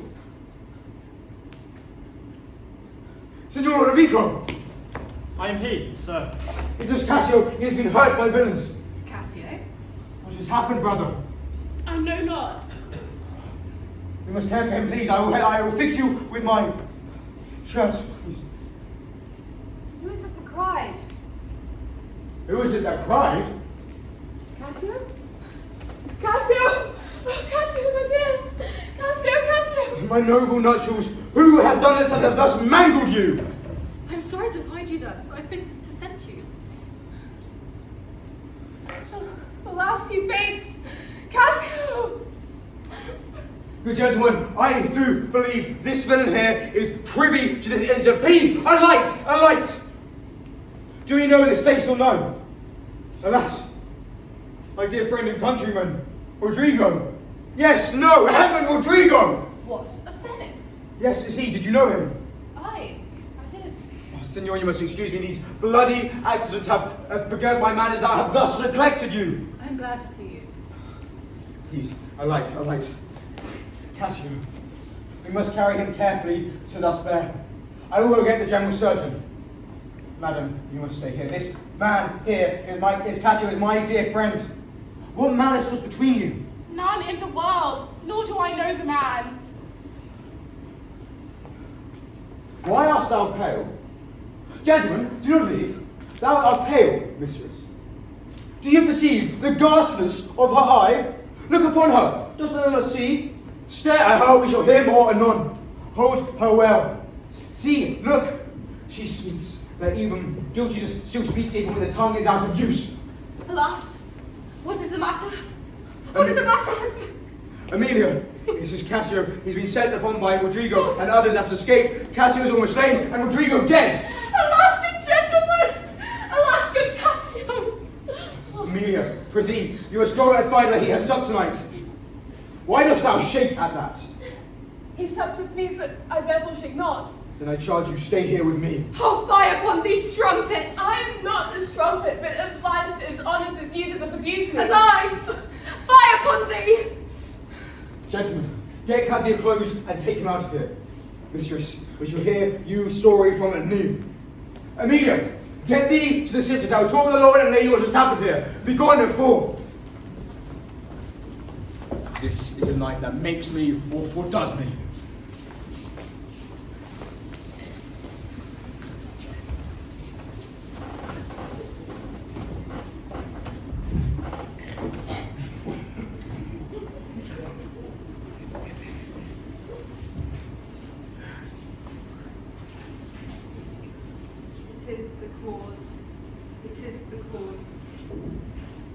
Let me not name it to you, chaste stars. It is the cause. But I shall not shed her blood, nor scar her whiter skin than snow, and as smooth as monumental alabaster. Yet she must die, else she'll betray more men. Oh, put out the light. Put out the light. Then put out the light. If I quench thee, flame and minister, I can form a light restore should I repent. But once I put out thy light, thou colour's pattern of excelling nature, I know not where Prometheus heats that can form a light restore. Oh, once I pluck thy rose, its needs must wither. I'll smell it on a tree.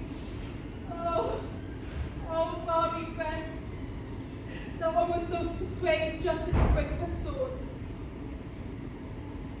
Thee, thou art beautiful as thou art dead, and I will kill thee and love thee after. Oh, my Lord, let this be the last.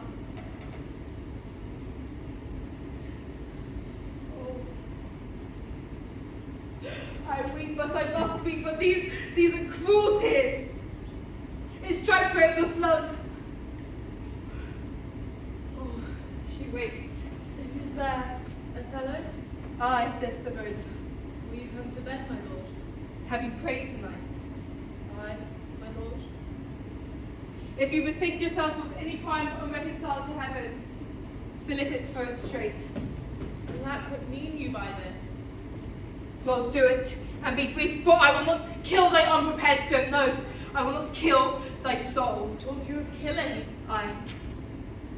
Then heaven have mercy on me. Amen to that with all my heart.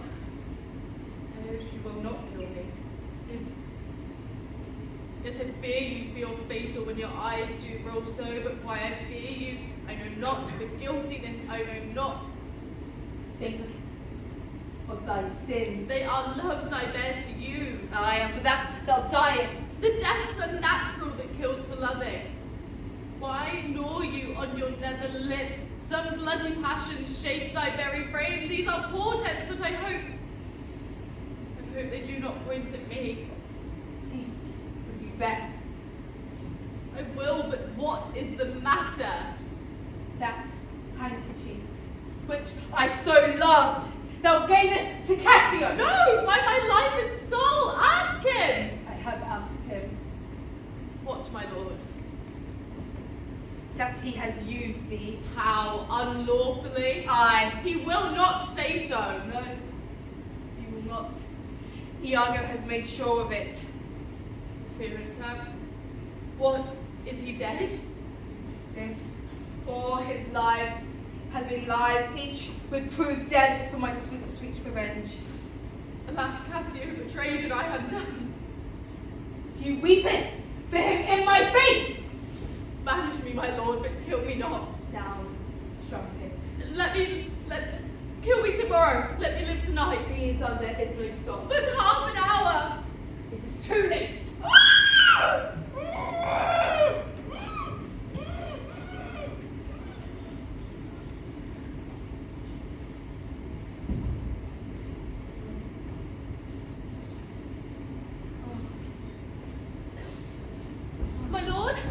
My lord, what ho! My lord, my lord!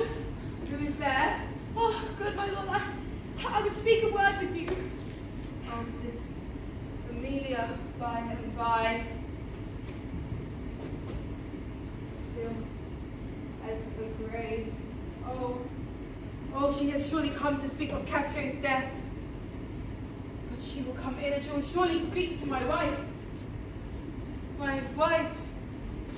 I have no wife. Oh, it's impossible. Oh, heavy hour.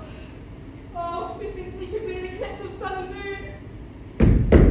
I do beseech you that I may speak with you, my good lord. I forgot about Amelia. How comes you? Oh, my good lord, yonder's foul murder's done. What? But now, my lord, Cassio, my lord, has killed a young Venetian called Rodrigo. Rodrigo killed? And Cassio killed? No, Cassio's not killed. Cassio not killed, then murder's out of tune! Oh, falsely murdered. Oh Lord, what cries that? That's what? Oh, and alas, that was my lady's voice! Help! Help! Oh, sweet Desdemona! Sweet mistress, speak! The guiltless death I die. Oh, who have done this deed? Nobody. I myself. Farewell. Why? How else should she be murdered? Oh no. It was not I. You said so. I must need to. No, 'twas I who killed her.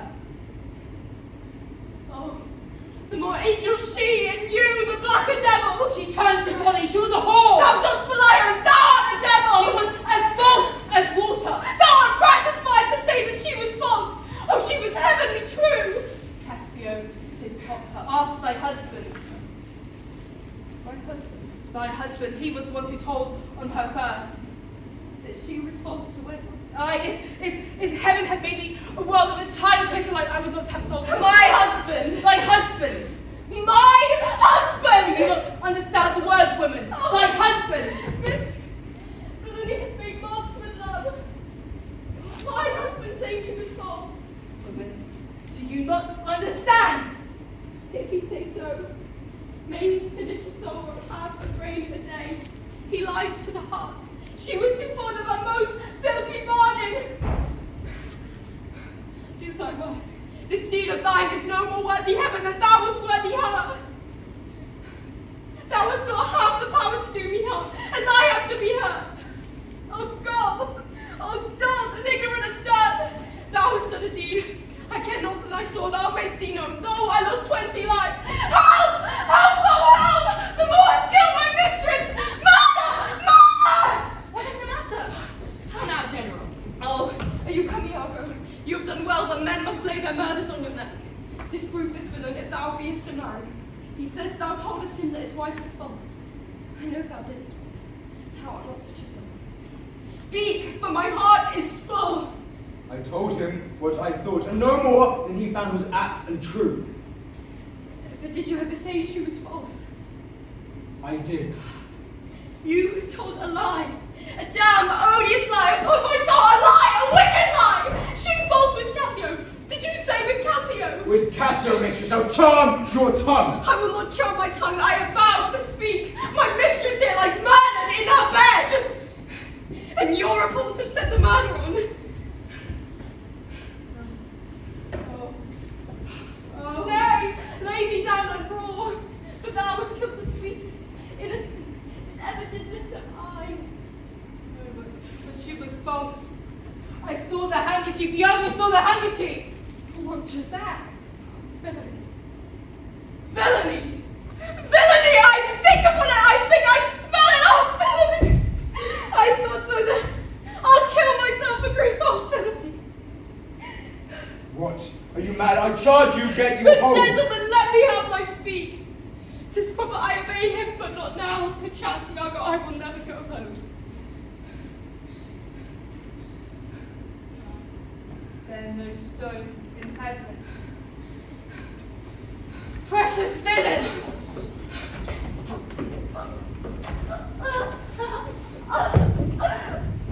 The woman falls. He is killed his wife. Oh, lady, my mistress son. He is gone. But his wife's killed. Take you this weapon which I have recovered here from the moor. Guard the door of his house. Let him not pass. But kill him rather. I will after that same villain. 'Tis a damned slave. I am not Felix neither. But why should honesty outlive honor? Oh, what is that song about? It's out here. Come play this one. Oh, Lord, she was chaste. She loved thee, oh, Lord. Oh, so put my soul to rest, as I speak to you, so speaking as I did. Alas, I die. Oh, I have a sword in this room somewhere. It was a sword with a spade. Here. Oh. Uncle, behold, I am weaponed. If thou attempt it, 'twill cost thee dear. Thou hast no weapon, and perforce must suffer. Oh, look into the room. Look upon me. What is the matter? Oh, this sword has seen me through valiant wars, through strifes, but I must come to my end. Oh, Desdemona. Oh, my dear Desdemona. Oh, dead Desdemona. Where is this rash and most unfortunate man? Here I am. And where is that villain? Bring the viper forth!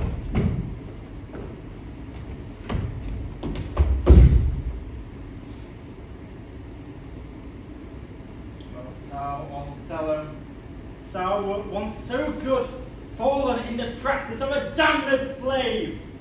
What shall be said to thee? Sir, you must understand what hath befallen here today, for as I think you know not. Here is a letter found in the slain Rodrigo's pocket. This, it seems, imports the death of Cassio to be undertook by Rodrigo himself. Oh, fool! Oh, fool! And here is another discontented paper found in his pocket too. This, it seems, Rodrigo meant to have sent this damned villain, but Iago in the interim came in and satisfied him. I will prove, thou devil! I bleed.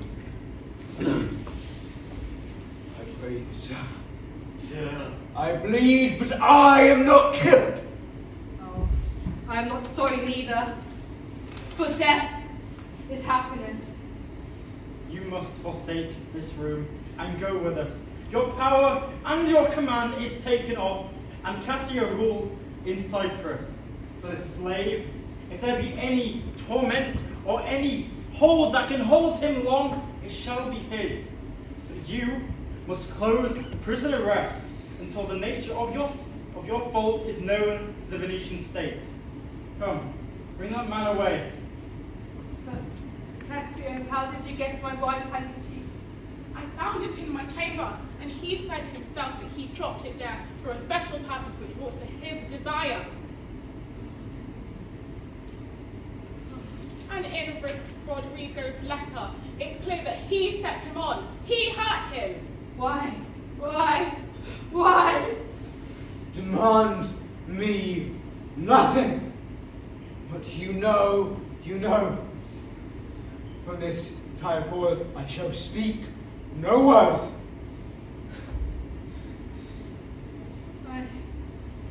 I cannot speak no words. In your letters, when you should surely report this, speak of me as I am, though I have done many things for the state. Speak to me as a man who loves not wisely, but too much. I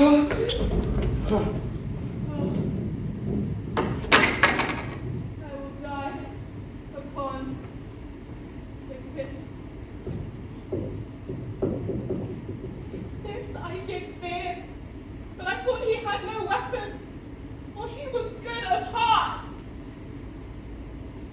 Oh, Spartan dog, more fell than anguish, hunger, or the sea. Look upon the tragic loading of this bed. This is thy work. The object poisoned sight, let it be hid. Montano, keep the house and seize upon the fortunes of them all, for they now fall to you. And to you, Lord Governor Cassio, remains the censure of this hellish villain. Time, the place, the torture, enforce it. Myself, I will straight abroad, and to the state, this heavy act with a heavy heart relate.